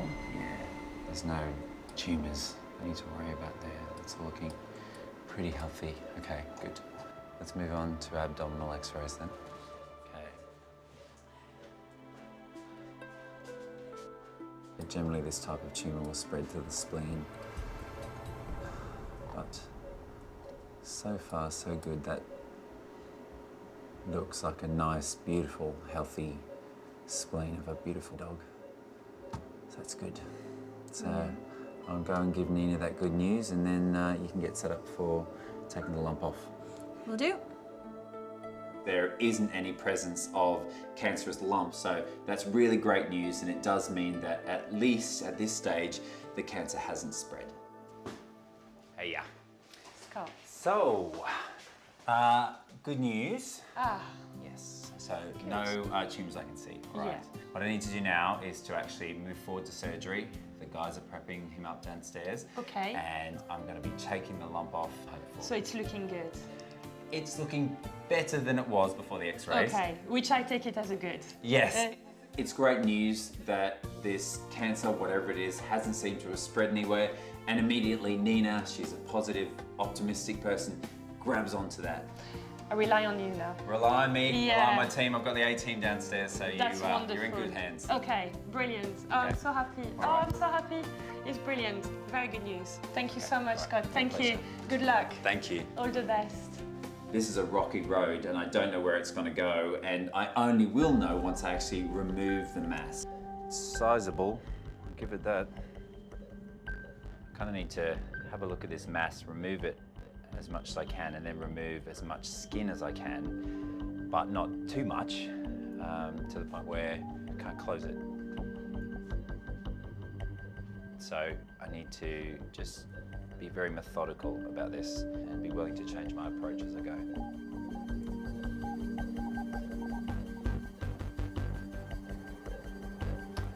Bloody evil thing.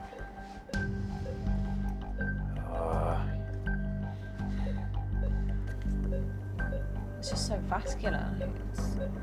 It's quite amazing. It's like a tennis ball. It does. It's mad. It's quite a sizable mass, this. It's very, very vascular, which means there's a huge amount of blood supply to it. And generally, cancers can be quite greedy when it comes to blood supply. They like lots and lots of energy to grow and do their evil pursuits.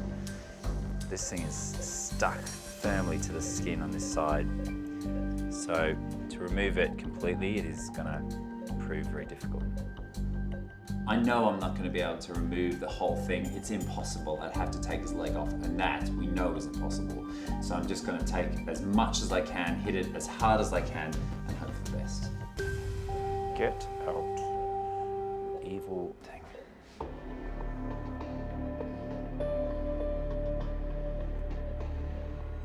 problem with this is that it's so tightly adhered to the skin that I really need to be taking all the skin off that I can. But I can't take all the skin off that I want to, because if I do, then I'll have a big gaping hole that I can't close.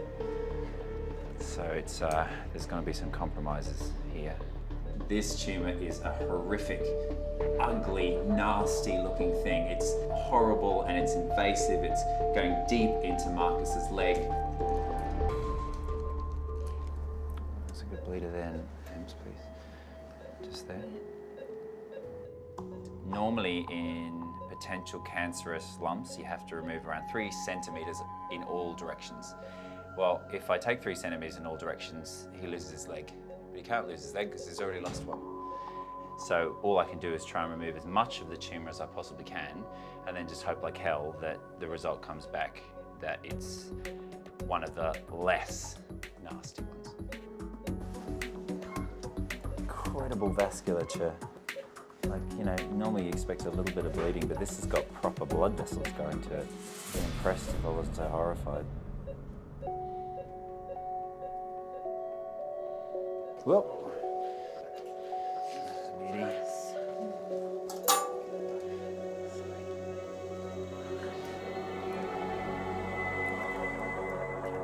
that's coming out a little bit better there.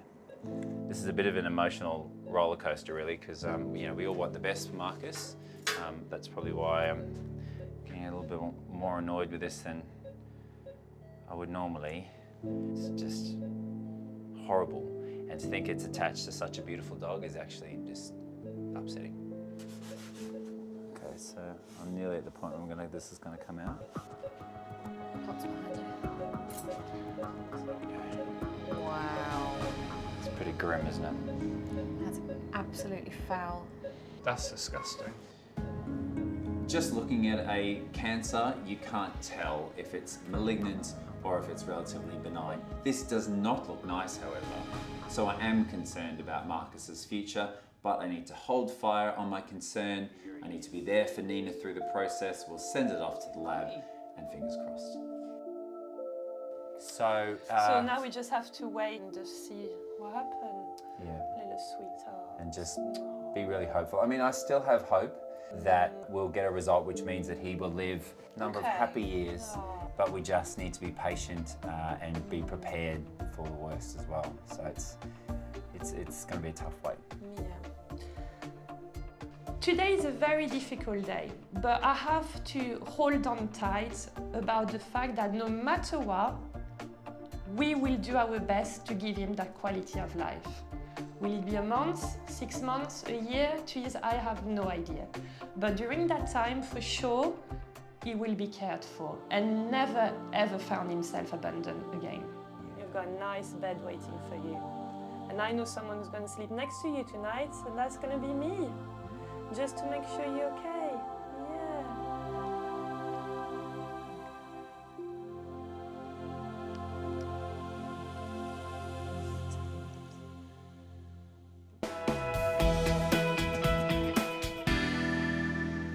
Good boy and good girls. Yeah, we've got a really good dog here, haven't we? Because I wasn't able to take all of the tumour away, there is a big chance that it might regrow in the same area. And if we have to remove the tumour again, then we will do. But the chances of it actually spreading to other parts of his body are really low, and so that's really good news for the future of Marcus. Do you like your new friend? Yeah, is that nice? Is that fun? Oh, little sweetheart, we need your bandage off. And you'll be fine. Ah, no. It's true to say that Marcus is a dog now living with cancer, and that sounds terrible. But the great thing about a dog is that they're none the wiser, so Marcus can still remain the happy, gregarious dog that he is and live a wonderful life with Nina. Wow, what a nice ball you've got. Django, come on, bring your ball, slowly, slowly. It's wonderful to think, with any luck, that Marcus will now live a long and happy life, carrying on being the big, beautiful boy that everyone's fallen in love with. Who can give a paw? Paw, yeah. What about you? Can you do a paw? You can do treats, that's for sure. Obviously, we hope for the best and we will see what happens, but for the moment, for sure, he's really happy and he's fine. You are doing very, very well. You're getting better by the day.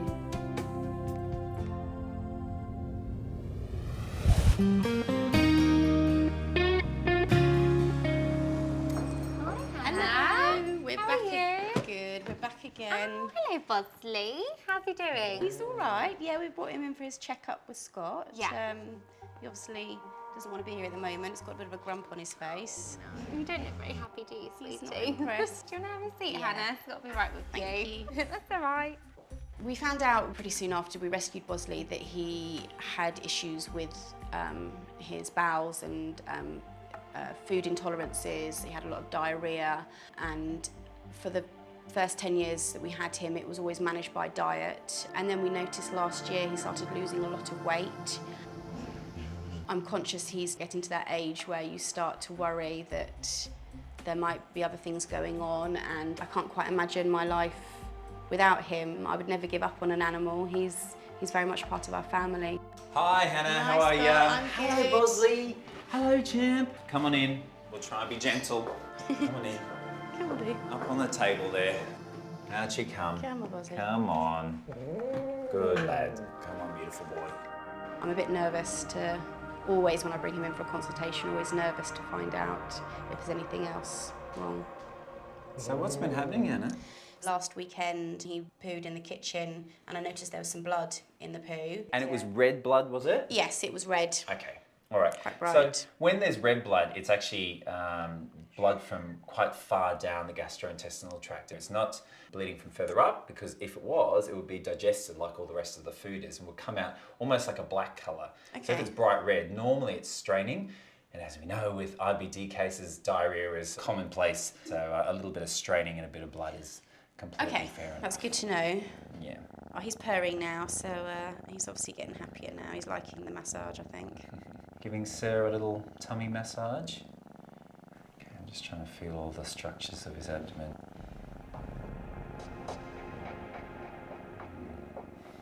But I'm a little bit concerned about that. There is a little bit more thickening than normal. Okay. In one part of his gut that I can feel. It's not good, Boo. It's not good news at all. I must admit it's a little bit of a shock. I thought he was doing really well. He seemed to be putting on lots of weight and seemed a much happier chap at home.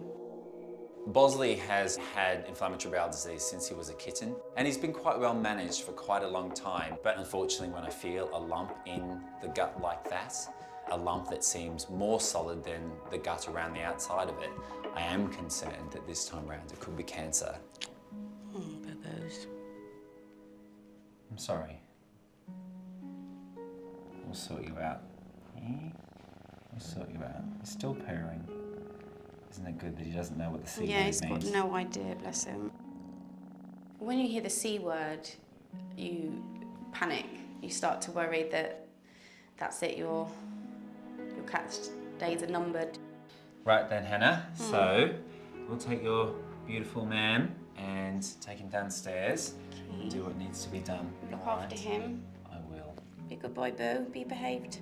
Yeah. To have to leave him here, it's really worrying. I'm going to be by the phone all day waiting to hear what's gone on. Say bye, Mummy. Bye-bye, darling. See you later. Bye, mate. Say bye, Mummy. Bye. So here's little Bosley. Hi, little Bosley. Isn't he gorgeous? He's a very handsome boy. So what we need to do is to do some x-rays, do an ultrasound, get all the information, and then work out what the next step should be. But I think it may well be surgery. Okay. So you guys need to make sure that you are absolutely on it today, because he is a 14-year-old geriatric but very much loved cat. No pressure. No. It's all right, Emma, we've got this. We do. We've got this. You'll be fine, little one.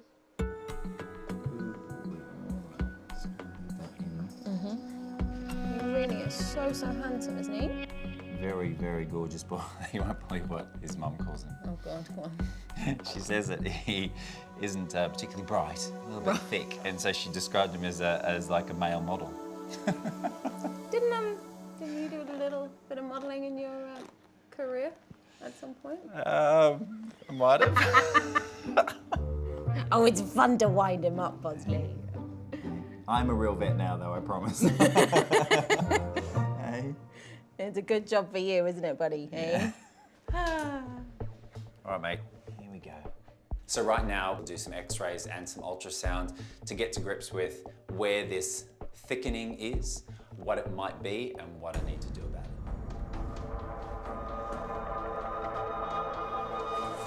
X-ray.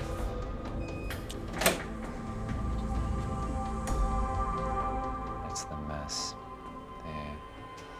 I'm worried about it. That does not look very nice. Very solid looking, very hard.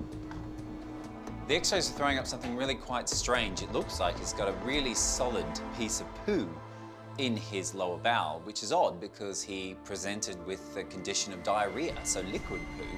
So that's a bit weird. And the mass that I can feel is absolutely around that position. So then I ultrasound to see the structures, the layers there, and I can see that it's thickened, but I can't see a specific mass. Unfortunately, it's just not clear on this, so I'm just going to have to use my own eyes rather than ultrasound or x-ray. Hi, Hannah. Hello. So, got your boy on the table. We've just done some x-rays and an ultrasound. There is still concern that it might be something that we should investigate right now. Okay, all right, lovely. I will now crack on with the surgery and I'll open him up and just see what's there. And depending upon what's there, worst case scenario, if it's something that I can't do anything about, I will call you again before I close him. But hopefully I won't be doing that. Okay? Thanks very much. Take care. There is some thickening of the gut and he does have inflammatory bowel disease, but there is the possibility of cancer. And I cannot allow that to be ongoing without answering that question. So I do need to open him up and so I can see it with my own two eyes.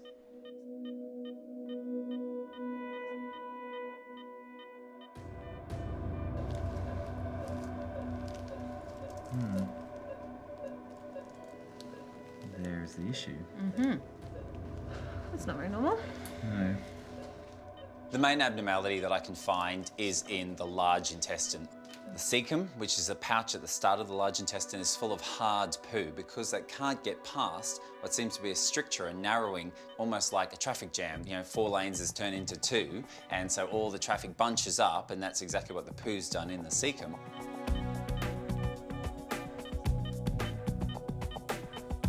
We'll remove these little tissue adhesions where they've contacted the colon, and hopefully it'll fix the problem.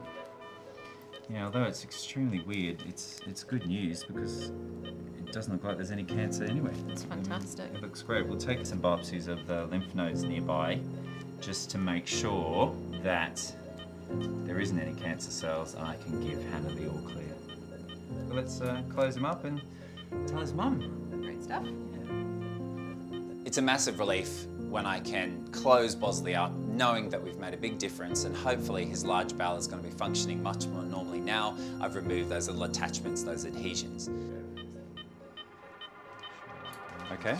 I can't hear any muffling. When I was listening to it, it was completely muffled and then a part stopped. Then straight away, we're plunged into a huge shock. I could not hear it. Is it there? Emma discovers that Bosley's heart has suddenly stopped. She quickly goes to work, she does a bit of CPR on him, and it really is touch and go. Okay, keep that stethoscope on his heart, okay? Yeah, there's a heartbeat there. Okay? Yeah, it's not a clear chest at all.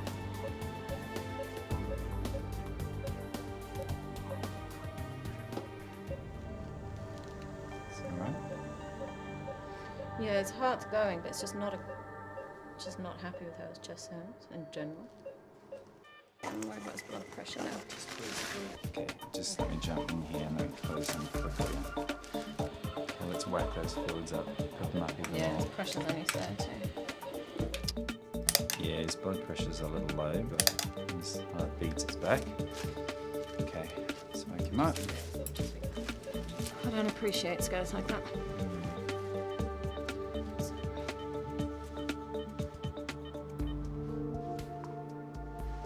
Okay, well, he's breathing much better now.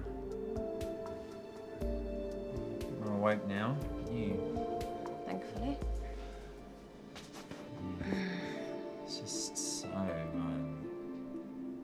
heart-wrenching when something like that happens, particularly as we're about to deliver good news. Absolutely. Yeah, we're feeling euphoric, and what happens? You bring us right back to earth again, don't you? A bit starey, mate, don't you?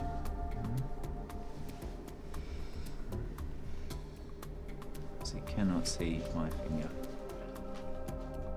Really sadly, he has had a period of time where his brain has been starved of oxygen, and it's only once he fully recovers do I work out that in fact he's now blind. Come on, mate. I'm hopeful that his vision may come back, but I can't promise anything. Bosley brought Mum. Come on through. Hey, Boo. Grab a seat. Oh, look at you.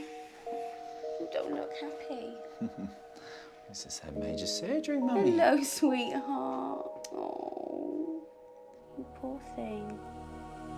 What has been going on with you? To say it's been eventful is a slight understatement. Right. Good news is that it looks like he doesn't have cancer. Yeah, okay. Yeah. Bad news, Bad however, news. is that as soon as I was closing him and feeling very positive about things, he decided to have a cardiac arrest. Poor thing. Oh, darling. But But that... what's happened is during the period of time when he had his heart stopped, even though it was for a few seconds, his brain has been starved of a bit of oxygen. And unfortunately, right now, he's blind. I'm so sorry.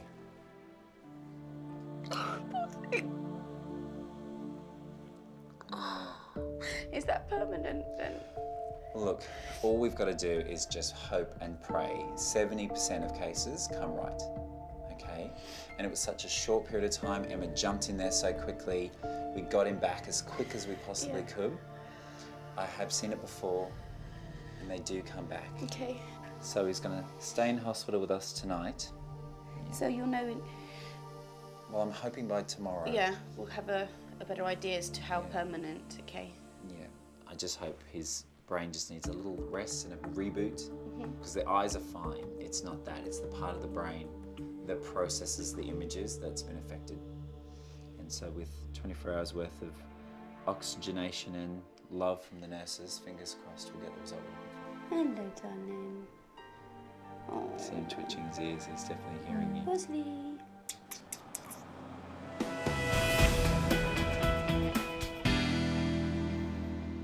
I'm looking at something, whether it's at me or not.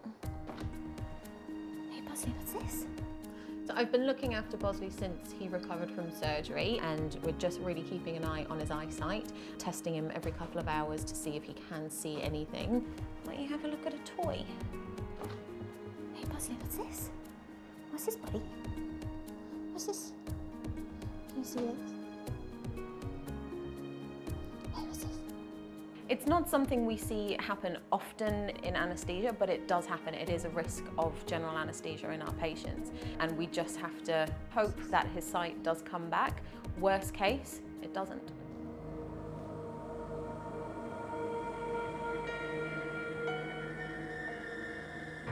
I think he's maybe a little bit better than yesterday, but time will tell. Hey, I'm gonna need Uncle Scott to come down and have a proper check.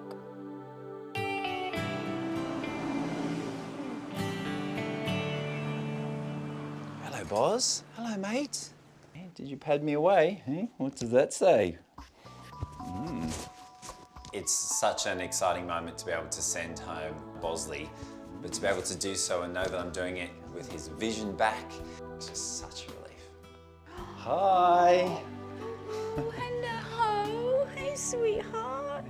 is. Oh, I've missed you. You've come to see him, but now he can see you. Bosley, hello. I'm just really happy that he's got his sight back and life can hopefully get back to normal. Gee, you've put everyone through the ringer, you monkey. It was a haven't bit you? dramatic, Bosley. Hmm? Slightly unnecessary. Oh, I'm so pleased. Yeah, Thank I'm so you pleased so for much. you. I can't believe he's got his sight back. It's brilliant. It's great news to be able to send him home and he's still alive. My kids have actually made you a little card. Oh, wow. I didn't quite give them the full picture, but they knew that it was quite serious. Oh, wow, that is just so lovely. Thank you. I'm having a quick cry. Thank you, that is so beautiful. No, they Thank you. It's... We all can't thank you and Emma for everything you've done for him.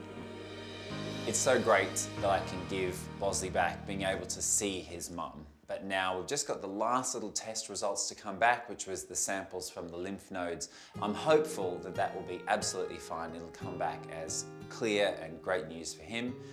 But he definitely can't have another anaesthetic again, so we do need to accept whatever the results are. Bye, mate. Say goodbye. See you later. There we go. All right.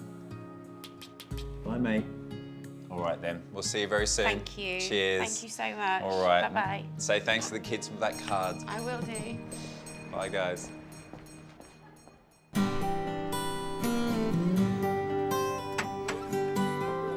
Hello. Hi, kids. Hi, Hannah. Hi, Scott. Where's Bosley? I can't wait to see him. Come on in. Thank you very much. Thank you. Where is he? Today I've come to visit Hannah and the family and to catch up with the beautiful Bosley at home just to see if he could see me. He's looking great, and the fact that he's actually looking at all is pretty cool, isn't it? I know. Yeah. Hopefully Scott is going to have some good news for us. We definitely need it because we've been through the mill with Bosley. Let's just manage his condition, give him lots of love, and have him see through the rest of his days with his eyes intact and functioning. Indeed. Sounds good to me. Yeah. Hey, does that sound good to you? Is that, yeah, just no more surgery, thanks. Definitely, thanks. And some more really great news for you guys is that the pathology came back that he definitely doesn't have cancer, so... Great. That's hooray. brilliant. That's a relief. That's a relief. So I think collectively we probably have to say that he's used up at least 8 of At his least. 9 lives. Yes. An easy life. Yeah, no more drama, please, Bosley. Yes, Bosley, please not. My heart can't take it. I think the future for Bosley is very bright. He has definitely put us all through the ringer, has really put on a huge amount of drama, but I'm hoping now with good management and Hannah and I working together, we can give Bosley a very calm, very relaxed, very pain-free life. Pablo. Naomi has brought Pablo in today because she left him at home yesterday, came home to find that he was limping. Excited to be here, aren't you? Good boy. I tried to pick him up and he did this almighty squeal. He just would not move. It was absolutely heartbreaking. I just wanted to wrap him up in cotton wool so I could get him to the vets to see what's the matter. Hi Naomi, how are you? Hi, I'm Scott. How are you? Nice to meet you. Hello, handsome. He's lifting that right leg up, isn't he? What I might do is just get him to have just a little pot around because I'd just like to see what's going on with that leg, if that's all right. Ooh. Okay. It's quite ginger on that leg, isn't he? Just a bit sensitive. Well, there's definitely something wrong with that right leg. There's no doubt about that. So come on in. That's it. Good boy. I'm just really hoping that he can just give me some answers and help me find out what's wrong with him.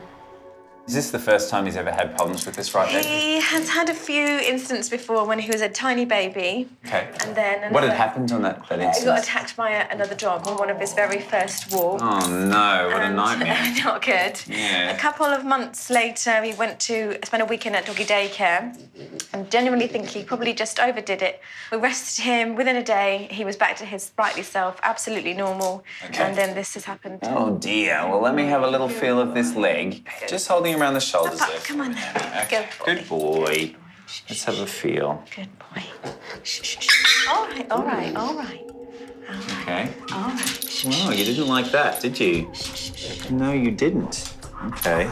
Well, straight away I can feel that the problem's in the hip. Okay. Because I just tried to extend his hip and he really didn't like it. Good. But actually, All right. bending his knee Steady. is fine. All right, champ. All right, mate. Oh, dear. Good. Oh, dear. Oh, that's still nice, though. Oh, that's nice. I know. You're saying, I'll give you a kiss. I might nibble your ear off, though, if you do that again. Hey, oh, what have you done? The way that Pablo is behaving and being so painful, I really think we need to push to the next step, which is x-rays. All right, you give Mummy a kiss. Good. Come on then, champ. Okay, break it up, you two. Naomi is obviously an incredibly dedicated owner. She wants the best for him, but he is a little baby and she's going to be worried about him. All right, you grab a seat. Yep, no problem. See you in a second. Okay. When you hear your baby scream, when your baby cry, it's never very nice. So I'm just hoping that Scott can help him today.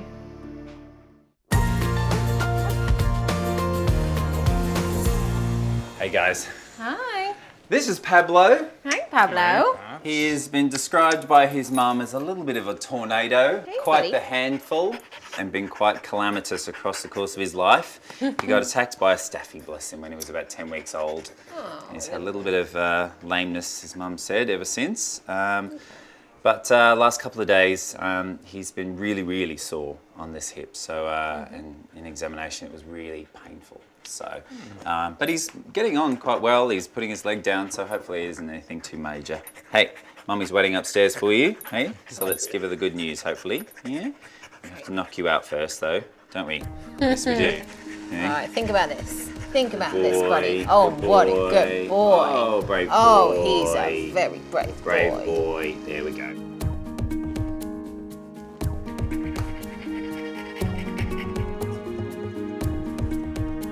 Now he's asleep, I can examine his hip properly without pain. But this feels way worse than this dog is presenting. He was skipping around, happy, enjoying his mum's cuddles. But feeling this hip, there's something quite serious going on here. So what I'm doing right now is just rotating his hip joint, and it's like a grating sound. Certainly not the beautiful, smooth, healthy joint that you would expect of a 6-month-old. I've never left Pablo with anyone that I don't know, and I've only met Scott for the first time today, so I'm very eager to have my baby back. She was spinning around the other way.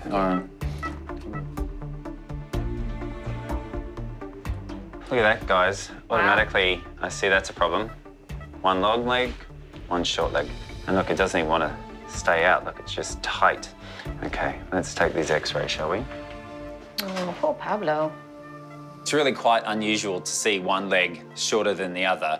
And in this case, I think it's caught us off guard because it just shows that this is a much more chronic injury than Naomi or I expected. Hi, Naomi. Thanks for waiting. I've got something I need to show you, so I think you should come downstairs. Okay. Come on down. So, I just need to show you these x-rays.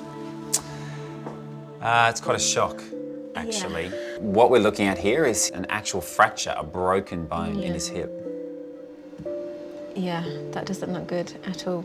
No, it's not a clean break. No. So what I think may have happened is right back when he was 10 weeks old, this staffy has really done a number on him, and this is actually broken at that stage. And then over the time between then and now, it's tried its best to heal, but done a really poor job. Yeah. And every time he clatters around the house and knocks stuff over, Yeah. he's re-breaking that. Every time. Yeah. Okay. So now I need for you to be brave because we need to do surgery on this leg. All right.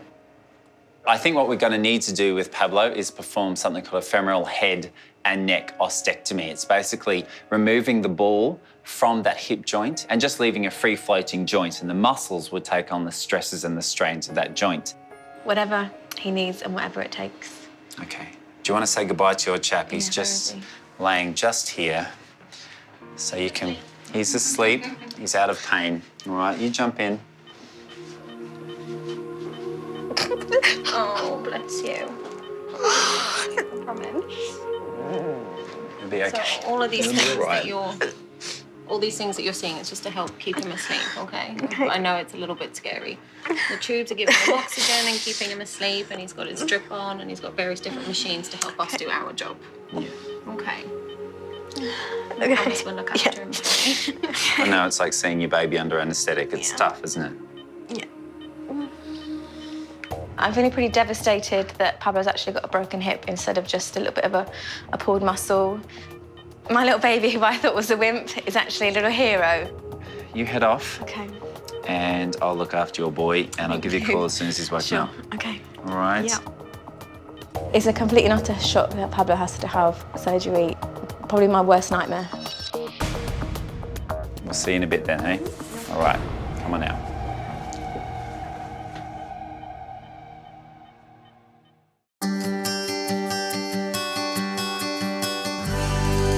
So I'm just going to start scrubbing. Every animal that we treat is loved by their owners, but I think that there is a very special bond between Naomi and Pablo, a little bit like mother and son, and he is still a puppy, so he's like her baby. So yeah, maybe a little bit of added pressure.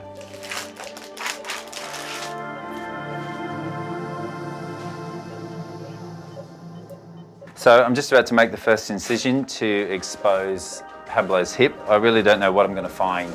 I don't know if, based on that x-ray, if the femoral head and neck are actually attached or they're separated. So it's only once I get in through all the muscles and then into the joint capsule will I know, and then I know what I need to do, which is to remove that femoral head. This boy's got some insulation. He's a little bit on the portly side, isn't he? Just a little. So it's basically cutting through the skin, through all the support tissues, through muscle, to get to the joint capsule, which is basically the bag protecting the joint itself. Yeah, I'm just going into the joint capsule, so I'm finally going to see what the hip looks like. Oops, it's full of blood. Straight away, I know it's way worse than I even anticipated because blood comes flying out of that capsule, which just shows how traumatic the injury has been for poor Pablo. I've got my finger inside Pablo's joint capsule and I can feel the ball of the hip socket is not attached to his thigh bone. And you might think, oh, that's great, you know, it's easy, you just pop it out. In fact, no. Because I can't lever it out using his leg, I have to go fishing for it. And that actually is, yeah, quite difficult. Yeah. Oh, God, it's so awkward. That's the muscle that's giving me so much grief. Yeah. So just if you can try and keep that out of the way, and then I just. Am need I okay to hold it like this? No. Yeah, not, that's fine. It is so difficult because the round ligament, the ligament that attaches the femoral head into the socket itself, has sort of grown exponentially, and that's probably because there's been a history of instability, and the body's a very clever thing, so it's tried to stabilize the joint, and it's done that by increasing the size of this ligament. But for me as the surgeon trying to get it out, it's meant for a lot more difficulty. Oh, come on. Come on. Okay. That's that fractured femoral head that we could see on that x-ray.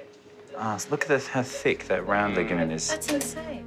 After I've got the femoral head out, the next step is just trying to make sure that there isn't any bony contact between the thigh bone and the hip joint. Because if we get any grating or any rubbing, that's going to cause pain, and that's going to mean that Pablo won't use his leg. So I use what looks like a chisel to basically get rid of any bony attachments, little bony pieces, make it nice and flat, and that'll mean for a nice comfortable joint.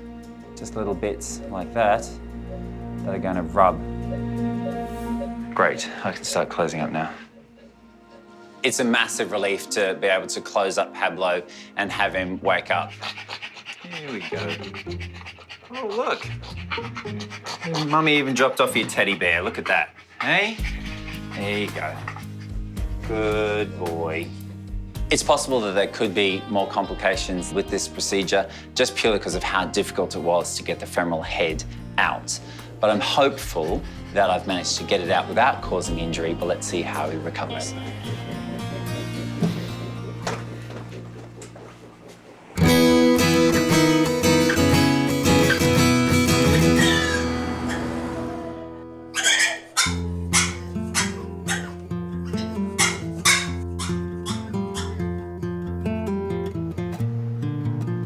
I've been feeling nervous, excited to see him, anxious that he's okay because I'm worried that he might be missing me. All right, mate. Good boy. Look at you putting that leg down. What a clever chap. What a good boy. Hello, mate. Oh, gosh, you're crazy, aren't you? Hey, you're crazy. Yes, you are. Come here. Come on, then. Oh, let's go see Mummy. I think I hear her. Let's go see Mummy. Come on. I can't wait to see him. Hello. Hello. There's your chap. Hello. Hi. To have Pablo back feels amazing. I can't believe how much I missed him and how much he obviously missed me. It's so good to be together again. Okay, down you go, mate. There you go. Right.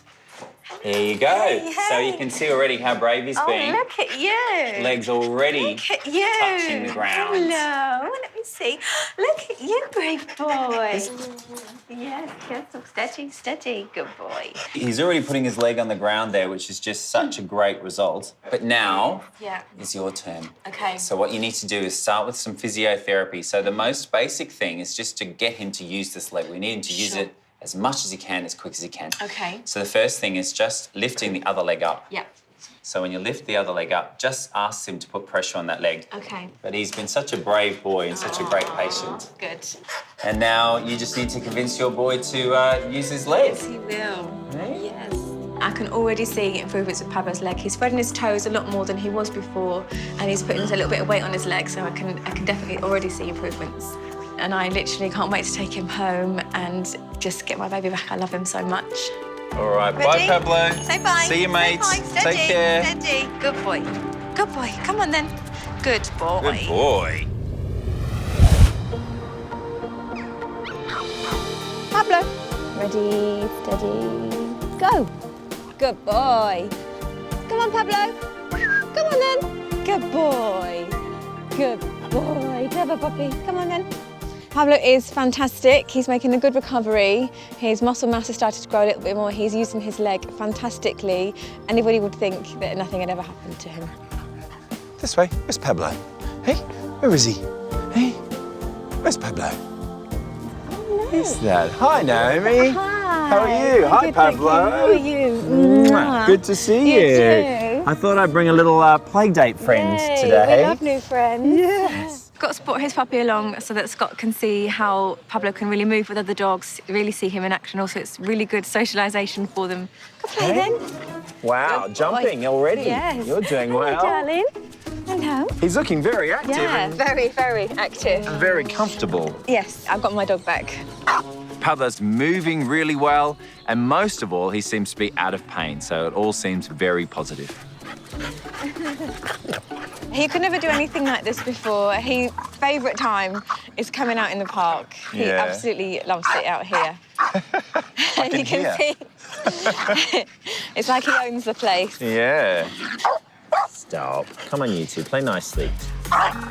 So often with patients, it's a mixture of physical and mental. And I think for him, he's lived pretty much his whole life with a sore hip. Yeah. And not being able to use it normally. So now it's almost like you don't have a painful hip anymore. We just need to retrain you to use it. Yeah. And it's hard as an overprotective mum to I'm go, terrible. oh, my boy, I'm oh, he's terrible. jumping. But actually now, you need to just let him go Let him for do it. it. Definitely. Definitely. The future for me and Pablo is to just enjoy a long, long life together, hopefully. Lots and lots of walking, lots and lots of treats, and lots of cuddles. Come on, Scully. Good girl. Pablo! Come on. Pablo! They're already falling out. It's only their first date. Good boy.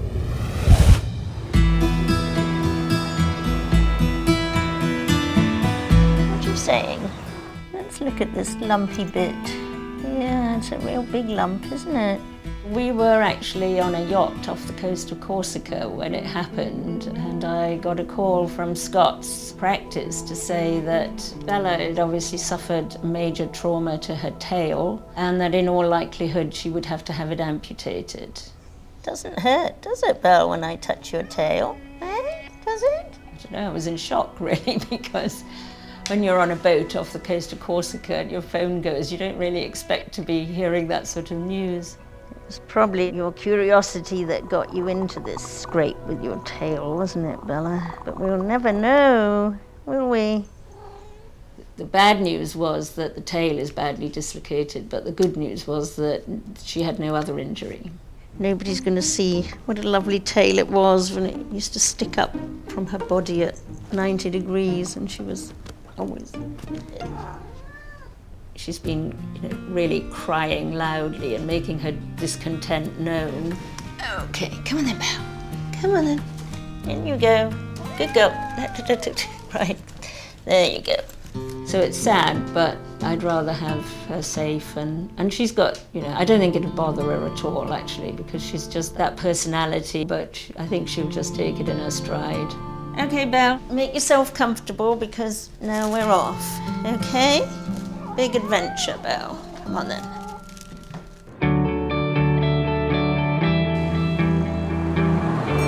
Come on, Belle. You're coming to see Scott, aren't you? Come on. Yeah, I know. Morning, Kathy. Hi, Scott. Hi, Bella. Hello. Hi, gorgeous girl. Come on in. Yeah, say hello to Scott. Hello, beautiful. How's things? So it's been about 3 weeks, isn't it, since we've seen each other? It has, yeah. How do you feel things have been going? She's been her usual demanding Yeah. cat with attitude self, jumping all over the furniture. But we've still got a very floppy tail, haven't we? Yeah. To actually dislocate a tail, pull 2 vertebrae apart, that would have really hurt, and would have been done at quite some velocity. So generally it's a cat that's run, got caught in something, been run over, kept running, and the tail dislocates. What I'm going to do is just do a quick deep pain test. I'm digging my fingernail in there, and there's not the greatest of response there. She should be really quite painful, and the fact that she isn't would suggest that there's a level of nerve loss or nerve damage. This tail, being that it's not being positioned properly, can be caught indoors, can be caught on fences, can be caught up trees. If she has a good tug on that again, it can go from a significant injury to an absolute nightmare. So I do think in this instance that it is probably the best option to consider amputating the tail. If we don't take it off, every time she goes out, I'll probably always be worried that something's going to happen to it and happen to her because she can't control it. So that's exactly where we'll take it off from that point. Right. The risks of doing this procedure are that as there is a huge amount of nerves at the base of the tail there, you can damage their ability to do things like control anal tone. So it might be, in worst case scenario, that she becomes incontinent. That's the worst case scenario. Bella's surgery is a tricky one because of where the dislocation is in relation to her bottom. The base of the tail and where that is very, very close together. And there's a huge amount of nerves in that area. And if you cut the wrong one, you can stop her feeling that back end area, and you can lead to lots of problems, incontinence being one of them. And that's the last thing we need with Bella. So you're poorly, Belle. But you're going to be fine, aren't you, Belle?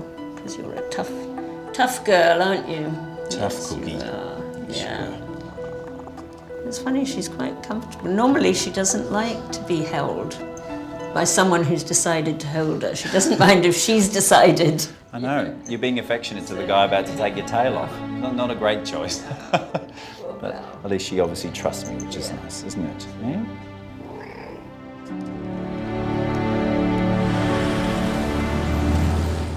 Here she is. Hello, Bella. You're being Little feisty. kitty. Hey. You're not very happy now, are you, with that horrible No. catheter in? No. She's so beautiful, isn't she? Yeah, she's a lovely girlie. Look at the eyes on it, hey? They're amazing. It's such a shame. Take that beautiful tail away, but it's just floating in the breeze now. It's just an accident waiting to happen, so definitely the right thing to do to remove it. Doing a surgery like this on a beautiful cat, it is heartbreaking. When you have to change their appearance forever. To remove such a beautiful appendage is a real shame. She's a beautiful cat. It was a beautiful tail, but she will continue to be beautiful even when the tail's gone.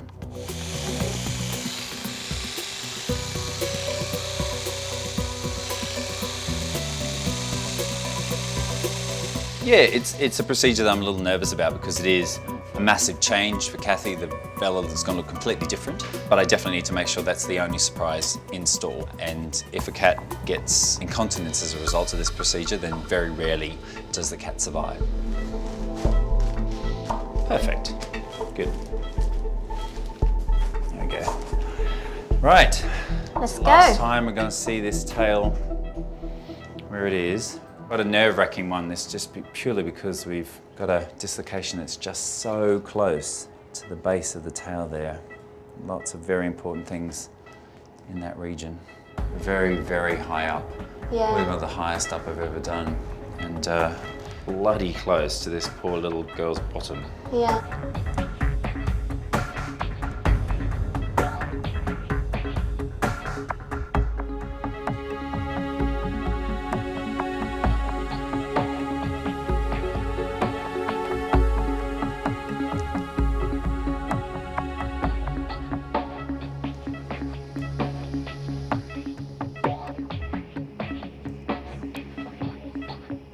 I had a cat through university that had a tail pull injury, and sadly after 2 weeks he was unable to control his bladder and his bowels, and he did have to get put to sleep. So I know the heartbreak of this type of injury and when it goes badly, and I definitely don't want that for Kathy. So I'm just to the point now where I'm about to sever the spinal cord, which is obviously a nervous moment. You want to be damn sure that you're in the right position.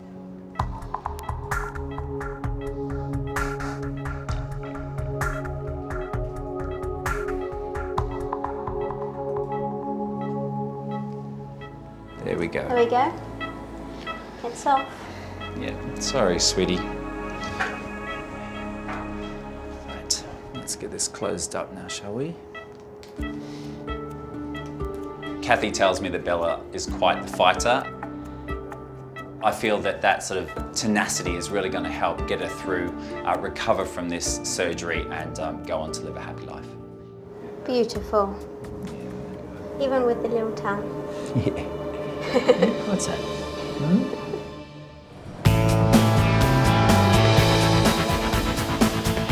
All right, Bella, what a good girl. Let's have a quick check. Hey, I know you're not happy about that collar, are you? I know, but it's got to stay on, sweetheart. I'm very sorry. I apologise. We took your tail. We're taking your dignity slightly. Good girl, good girl. I know, keep your nails to yourself, please. Good girl. Bella, now. That's not going to work, my friend. Can we leave the collar in place for 30 seconds? Unlike the one you destroyed overnight. She's eating, she's drinking, her vitals are all within normal limits, everything that we'd expect. She's had a poo, which in the nursing world is thumbs up. Hey, Kathy, how you doing? Scott. You're right. Yes, I'm fine. How are you? Good, yes, very well. And so's your girl. She's just through in the consult room, so follow me great. through. Yeah, I'm excited to see her. Hello. Hi, Belle. It's been a big adventure, hasn't it, Belle? So true to form, she's been quite the performance artist overnight. She absolutely ransacked her cage. She had this pulled off, but thankfully, she's left herself alone. So this is her new look back end. Oh my gosh, that looks great, doesn't it? So It doesn't even look like she's had surgery. So I was really amazed, very pleasantly so, to see that it all looks so good. I mean, it looks like it was done, a couple of weeks ago. The hell? That looks great. But I still think her name applies, and that although she doesn't have a tail, she's still Bella. She's still beautiful. She is, yeah. And But I'm sure. She looks great. I'm glad that you're happy with it, because it's a strange looking back end. But I mean, her fur will grow back. The fur will grow back, and it'll literally fade away. And certainly from this cat's point of view, she's a feisty little madam, aren't you? And you're going to be absolutely fine, aren't she? Yes, yes, yes. Get me out of here before they take anything else off. I absolutely feel like we've all made the right decision. Not only does Bella seem more comfortable now the tail's gone, but it means that her future is secured and now she can go out and about and enjoy the great outdoors yet again. And Kathy can be sitting resplendent on her couch, sipping a nice cup of tea without a worry in the world. All right, all the best. Bye, Say Bella. bye, Bella. See ya. Bye-bye. Bye.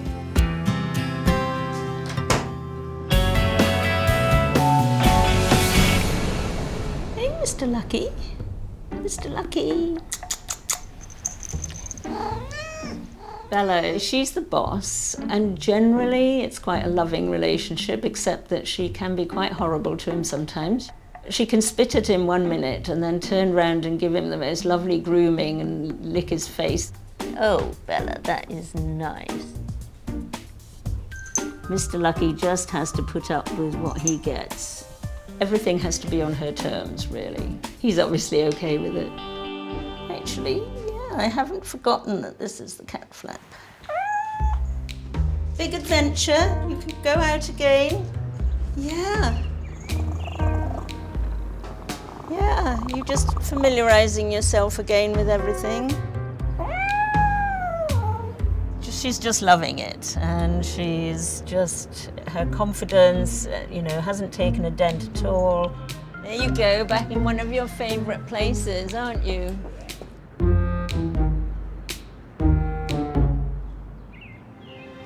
She's always been a small cat with a big attitude, and she's exactly the same.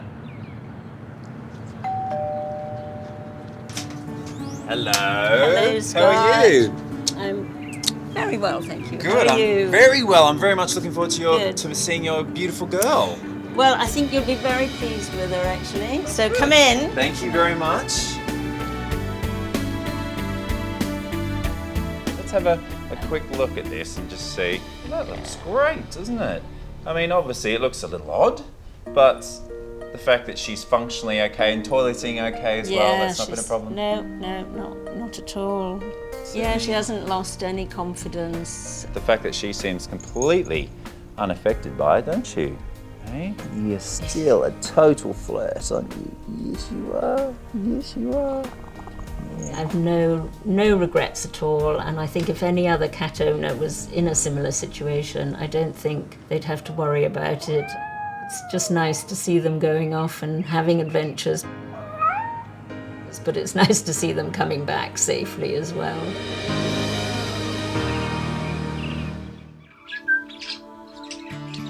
I saw this thing fall out of a tree next to me, and it literally landed not that far away from me.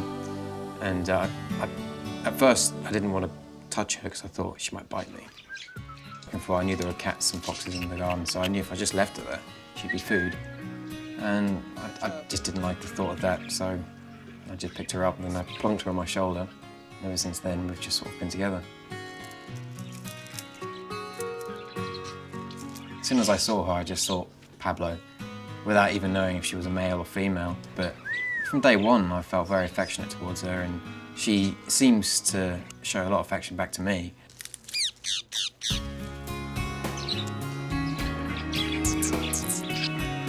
Who's that? The last year, I've been dealing with a lot of anxiety, not being able to go out and meet new people, and just kind of struggling with an awful lot of things. So how's Pablo doing today? Since I met Pablo, it's given me that extra confidence to meet people and go out and socialise again. Does she have a favourite elder? She does, and it's this one. I can't really think of life without her now, even though it's only been 3 weeks, which sounds crazy. Well, I knew from day one that there was something up with her because she wasn't flying around and she wasn't behaving like the other birds. And yeah, I just wanted to see if she gets better. I think the whole situation, a bird falling out of the sky that happened to land next to me, is very surreal. And I feel very lucky that it happened to me, to be honest. She's made such an impact.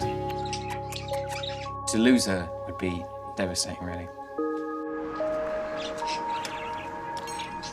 This is Pablo, and I've come to see Jo. She's got a sore leg. Hello. Hi. Hi, how you doing? Not bad. How's Pablo sleeping? Some people will see parakeet as a pest. She's not an indigenous native species to the UK, but in her case, she is a pet to Luan, and they obviously have a very close relationship. Can I have a little look at her? Sure. And just have a look and see how the leg's doing? She fell from a tree, right? Yeah, she fell from a tree next to me. She still uses her leg, but she doesn't really... She doesn't grip grab very it, well, no. does she? So I'm just checking whether she's actually able to use the foot to perch, because perching is so important for them. She's obviously using the left leg a bit more. Yeah. You found that when she's on your shoulder, Yeah, she always. prefers to sit kind of Always. one-legged. Since I found her, she's been like this. We just need to figure out why she's preferring to weight bear more with her left leg, and if she's not able to perch with the right foot properly, then she'll put all of her weight on the left foot, and that can lead to issues with the good leg. Yeah. So we just need to figure out why she's preferring to weight bear more with her left leg, even though she's able to grip quite well with the right one. Yeah. So I'm just gonna gently pop her in a towel so she doesn't get too stressed. And I'm just gonna quickly have a look at her two joints there. All right, Pablo. So what we'll do is we'll take an X-ray of her legs, and we can see how that joint's looking. She might have a fracture there, and infections can get into the joint. Okay. And so we want to make sure that she doesn't have that. To get good views, we need her to stay still, so we'll just give her a little bit of anaesthetic gas. Okay. I'm remaining hopeful and optimistic, but yeah, I'm worried. Okay, so if you want to wait for a little bit, and then I'll update you shortly when I've got some X-rays. Okay. Okay. Hi, Nathan. Hiya, what you got there? This is Pablo. Wow. So I'm guessing she's friendly. Yeah, she's very friendly. I think you turn into like the exotics vet now. We don't often get birds here. Okay, Pablo, come on, darling. So what are we doing then? So we're going to take some X-rays of her legs. I'm worried there might be a fracture there. We'll have a look at the X-rays and have a look, but it's definitely that hook joint that's a bit swollen and why she's holding up the leg. Well, let's hope you can find something on the X-rays and help her. Okay, we're looking a little bit sleepy. Lights.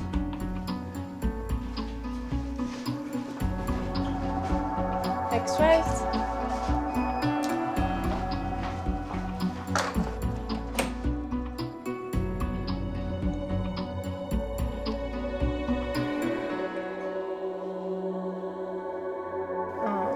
Nath, Yeah? I think it's a really bad fracture. You can just see the fracture there. You can see there. It's really painful. Oh. And this was obviously the swollen joint because everything else is up inside, but when she's asleep, that's why we can't extend the leg properly. Oh. So this isn't good news for Pablo, and it's definitely not what I was hoping to find. And I did think Pablo probably had a fracture, but not this high up, so it's a lot more serious than I thought. Here we go. Pablo. Hello. How is she?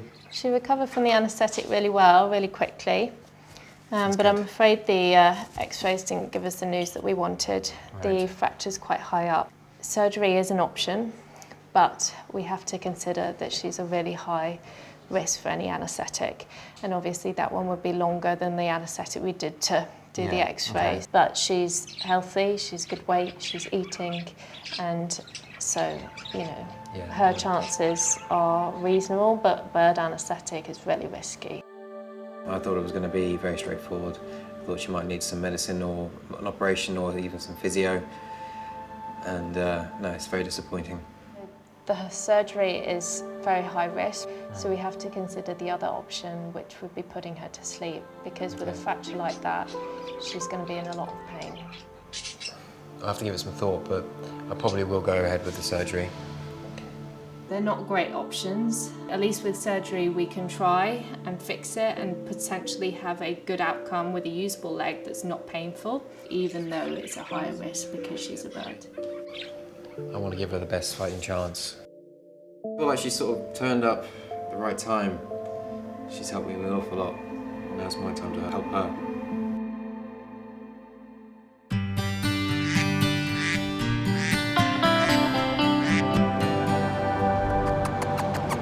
Here we are, Pabs.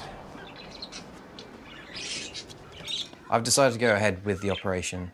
It wasn't too difficult to come to because the other options were so miserable. I mean, putting someone down that you love, it was a clear choice to go ahead with the operation. Hi, Luan. Hiya. This is Scott. Hi, Luan. How are you? Nice to meet you. Hello, Pablo. Aren't you gorgeous? All right, well, it's a big day, so let's go in and have a chat, shall we? Come on in. When Joe first showed me the x-rays, it was very clear that this was a fracture that needed to be fixed. There's two sharp ends of the femur, which is the thigh bone in the upper part of the leg, and they were broken in half and folded over. It's a pretty nasty break in this right leg, isn't it? Yeah. How are you feeling about that? I'm upset to hear that, you know, she's got such a serious fracture, but, you know, I want to do the best for her, so go ahead with the operation. Okay. The main concerns for us is the anaesthetic. But the problem we have with her is that she is going to need to be under anaesthetic for quite a while, for maybe anything up to an hour. Yeah. And that is always risky in birds. So we are quite concerned about that. And then of course, she's a young bird. And as a result, her bones aren't fully calcified and as hard as they should be. And so that will mean that there's chances that whilst placing a pin, they may fracture. So yeah, there's a couple of concerns we've got. Well, I'd say more than a couple. Hey. She must be up higher. You do. Hey. I see Daddy's quite nervous. Yeah, I'm definitely nervous. Yeah, I know. We're nervous too, because it's not something that you have to do every day.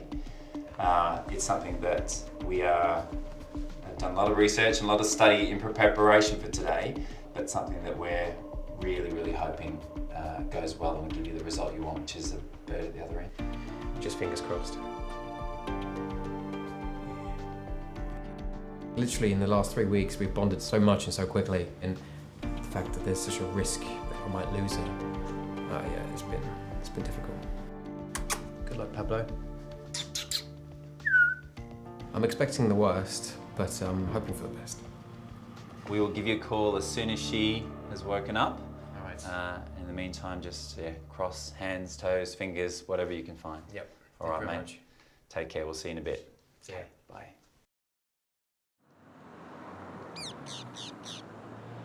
Here's little Pablo. Hello, who's this? So this is Pablo. Isn't she gorgeous? Pablo. Chi. Yes. Apparently, yeah, Pablo called Chi. Yes. Pablo is yes. That's the Chi. least of her worries today, Ems. Yeah, I hear she's not doing so good on one of those pins. Yeah, so the right leg has got a fracture and that's what we're all here for today. So I think the big thing we all have to remember is it's all about efficiency. We need to make sure that we do things as well as we can, as quick as we can. Yeah. So we just need to be the most well-oiled team that we've ever been to get the job done and hopefully get Pablo through and back to Luan. Okay. We know there's risks, and I know that we all are nervous. I mean, I'm feeling nervous. I know that you guys are as well. Yeah. But all we can do is just do our very best. So we're breathing there, fine. So you can see the small light breaths there, okay? So now every 15 seconds, you're breathing. Right? Yep.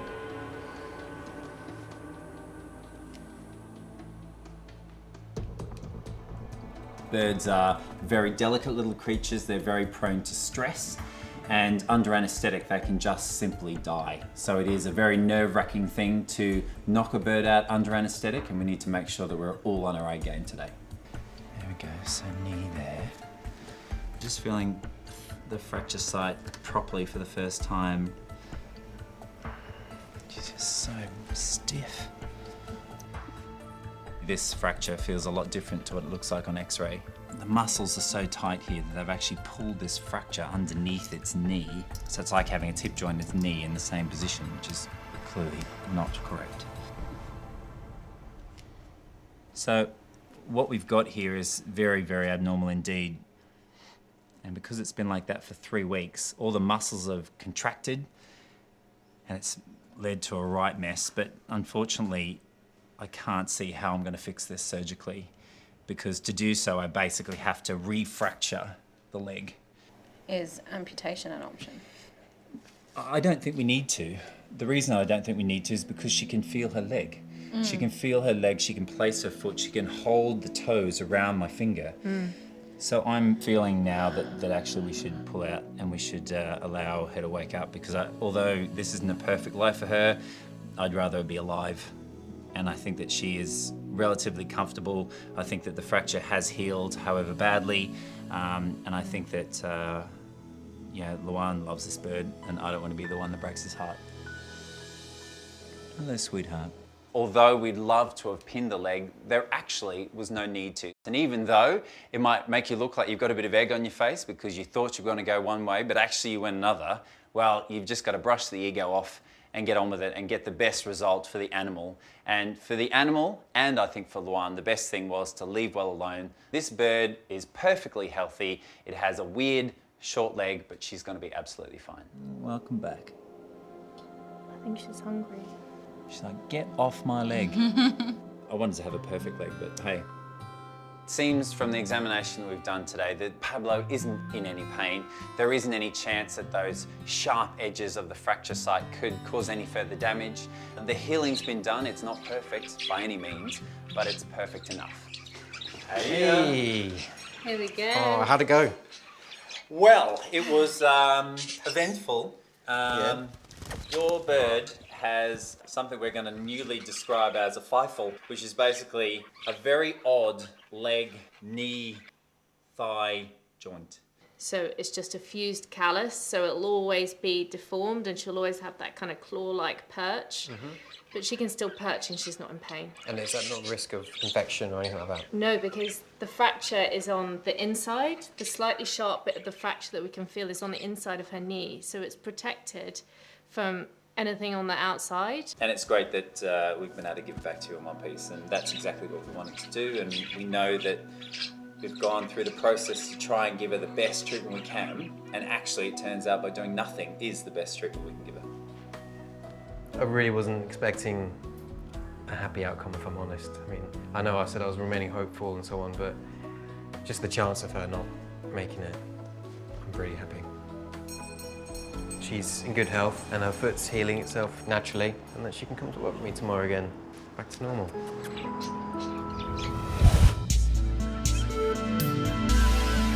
Ready? Ready? Yeah! Hugo and I, when we go to the park, we play a kind of game where it's like who's going to move first. You kind of like duck around. Come on! Woo! One of us moves and runs, and we just run around and jumping. Hugo? I've always loved big dogs. So I was going into the vets to buy some special cat food for our cat, and there was this beautiful dog in there, turned out to be Hugo. And basically the guy who had Hugo just said, do you want him?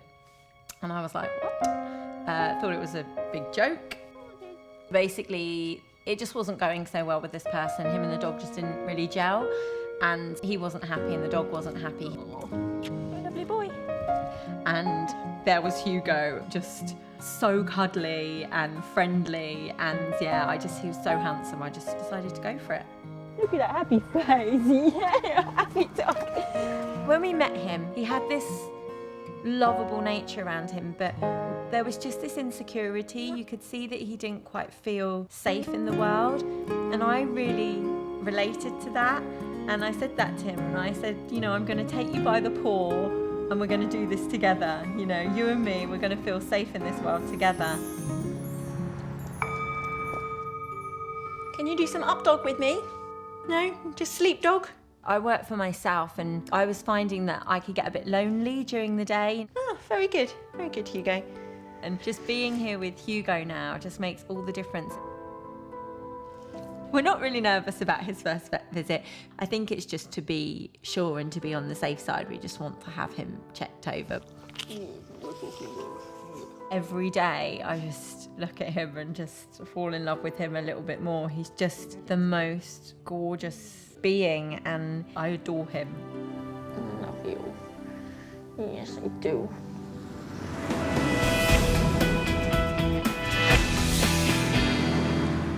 You all right, right, mate? Oh, I'm a bit nervous, to be honest. But there's nothing wrong with me. I'm sure you're going to be fine. Hello, you must be Hugo. Yeah, this is Hugo. Look at you. Hey, you've got to have a voice like that. Has he got a voice like that? Hello, my name's Hugo. I'm very handsome. He's absolutely beautiful, aren't you, mate? I have a secret passion for big, buffy dogs, and he very much fits the bill. He's a perfect dog. Should we go and see you in the consult room? If I have to. Come on then, let's go. Natalie's just got Hugo, so we don't really have much history, so it's really important that we do a full physical exam just to make sure that he's healthy as he starts his new life. I can tell you guys are a little bit in love already, aren't you? Completely. It was love at first sight. Can I have an examination of you, hey? I suppose it's for my own good, isn't it?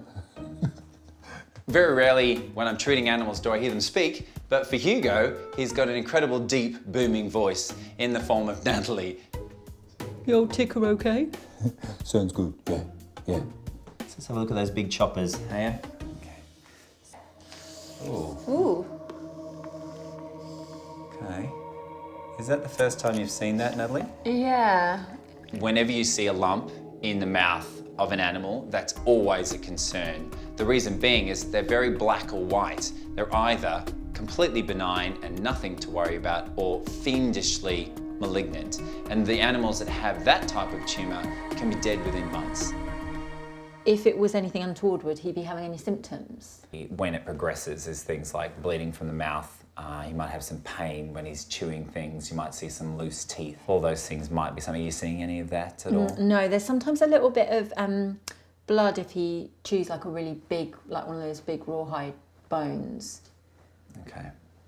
So that's very much something that we need to look at straight away. It's not something we want to leave, and particularly the love affair that you guys have already struck. No. We don't want to break your relationship up, and I think sometimes we have to jump on these things quickly and just make sure it doesn't get out of control. As a vet, we see relationships between owners and animals all the time.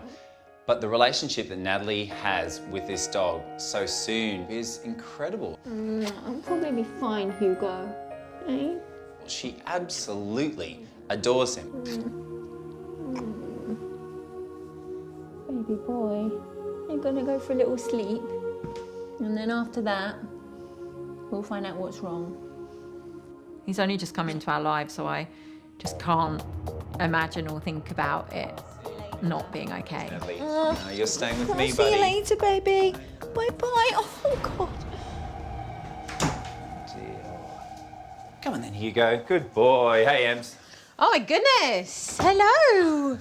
I know you said you were bringing me a big dog, but this is... A horse. This is a horse. He's a horse. He's a big, handsome horse. Yes, he is. Hi, buddy.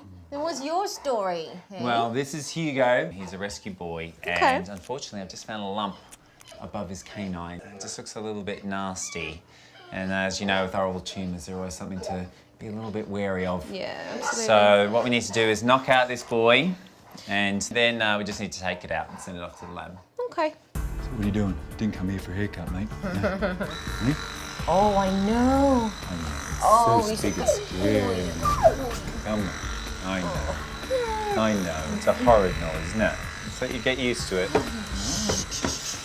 Good boy. You're a big baby, aren't you? Oh, my goodness. Is he snapping? Is he getting snappy? To knock out Hugo, we need to place an IV catheter, which allows me to give him the anaesthetic he needs. But unfortunately, big Hugo is a bit of a baby, and he doesn't like the clippers. And it's all done, see? That is all done, It's all buddy. done. There, you're friends again. Thank you. We're friends. All right, so sleepy time now. I'll get that nasty lump out of your mouth, shall we? When we deal with these massive patients, it is a bit of a mission to get them anaesthetised appropriately and correctly while trying to manage their size. So it's definitely putting us to the test. Okay, one, two, three. Now that Hugo's under anaesthetic, I can really see this lump, and it's a very angry looking thing, and it's extending quite a long way down the enamel of his canine. So what I'm going to do is basically cut it off at where the gum line should be, and hopefully in future that'll mean that he won't bleed as much when he's chewing things. Right, well, Ems, alongside, I need you to be chief lip holder. It's not a title I get assigned every day of the week. No. This isn't the most elegant of surgeries. I'm literally just gonna have to lop it off and try and get it back to where the normal tooth gum interface will be, which is sort of right back here. That will just lift away. Okay. One nasty lump removed. All right, so that's that. He's got a lovely new gum line. Now we've got the horrible lump off, so I think it's time to wake him up. Good boy, there we go. Good boy. There we go. Oh dear. Hello. If it is something sinister, it's really concerning. So we'll just have to wait and see, cross our fingers and hope for the best. Boy.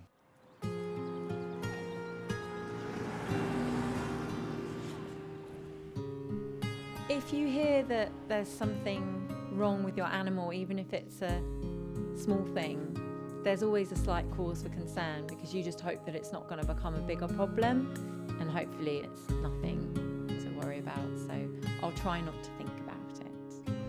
Oh, I can hear. Hi. Hello. Hugo, who's this? How's my boy? Hello. Hello. It's me. I cannot believe you're not more excited. Oh, you're a bit dozy. How's your mouth, Poppy? Yeah, I'm really happy with the result. Yeah? It came away really nicely, and now he's got a nice, clean gum line. You'll be able to see. So that's normal, and then this is the new one. So you can see it's nice and straight and clean now. Oh, yeah. Yeah. Wow, what a difference. So I think that just by removing the tumour, it's going to improve his quality of life, because the bleeding that you've seen, I think, is because that growth, whatever it turns out to be, has been growing down the tooth, and as a result, has led to just getting in the way of normal chewing and biting and things. So I think we're going to have made a big difference to that. And now we've just got that anxious wait for the next few days. The results. Yeah. You a bit anxious too about it, hey? Yeah. Very happy that the lump's come away, that it's come away clean. Obviously apprehensive about the results because we still have to wait a few days for those. And, you know, just hoping for the best, really. You know, coming in for a health check and then spotting something and to have it treated very quickly is brilliant. And then Hugo will hopefully be okay and life can resume as is. The new normal with Hugo, which I can't imagine a normal now without Hugo because it's just such a fabric of my life already. Come on, Hugo. Come on, champ. Wake Come up. on, big fella. Time to go. Let's go home. Good boy. Off we Here we go. go.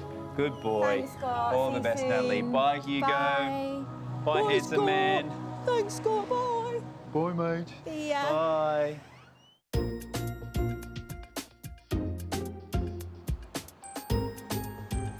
Hugo, what's this? Are you interested or do you just want to sleep some more? Is it steak? No, it's dog food. Oh, I want steak. Well, what are you having for dinner? Can I have some of that? Hugo's favourite snack, I think, has to be cheese. It's closely followed by eggs, tomatoes and grapes. Here we go, dinner. I'm in. Scott gave us a call the other day to tell us the good news that he has the all clear, which is, brilliant news. I was saying I wasn't worried, but underneath I was just desperate to get those results, and I don't think I'd realised how worried I was until we heard that he was okay, because I got really teary and was just so relieved. Who's this? Who's this? Oh! Hi, Hugo! What a greeting! Hello! Come on, Bella! Come. What are we doing? Hiya! It's always a little bit special when someone opens the door and I'm greeted by the big, handsome, gorgeous, wrinkly face that is Hugo with his big slobber chops. What's this, Hugo? Oh, cheese! I love cheese. Give me paw. Oh, good boy. So nicely as well. Oh, you love cheese. I love Natalie's Hugo voice. That is completely how he would sound. would he be human? Oh, big boy. It might sound mad, but it kind of keeps me sane. And I hear the best part of all of this is that he's had the all clear from Scott. Yes, he has. Such good news. And then I was a bit emotional when I heard, because I was just so relieved. So relieved. I got a bit teary. We were out for walkies, weren't we, when we heard the news? Hugo, can I have a look at it then? Can we have a peek Gonna to show see? Auntie Emma. Hey. So since the surgery, Hugo's mouth is looking brilliant. There's barely a sign that any surgery has been performed. His gums are looking healthy, his teeth are looking great. So yes, very pleased with his progress. Sometimes I think you're a dream. I do. Breaking hearts all over the place, you, and you. Go on, give me a kiss. Hugo loves the ladies.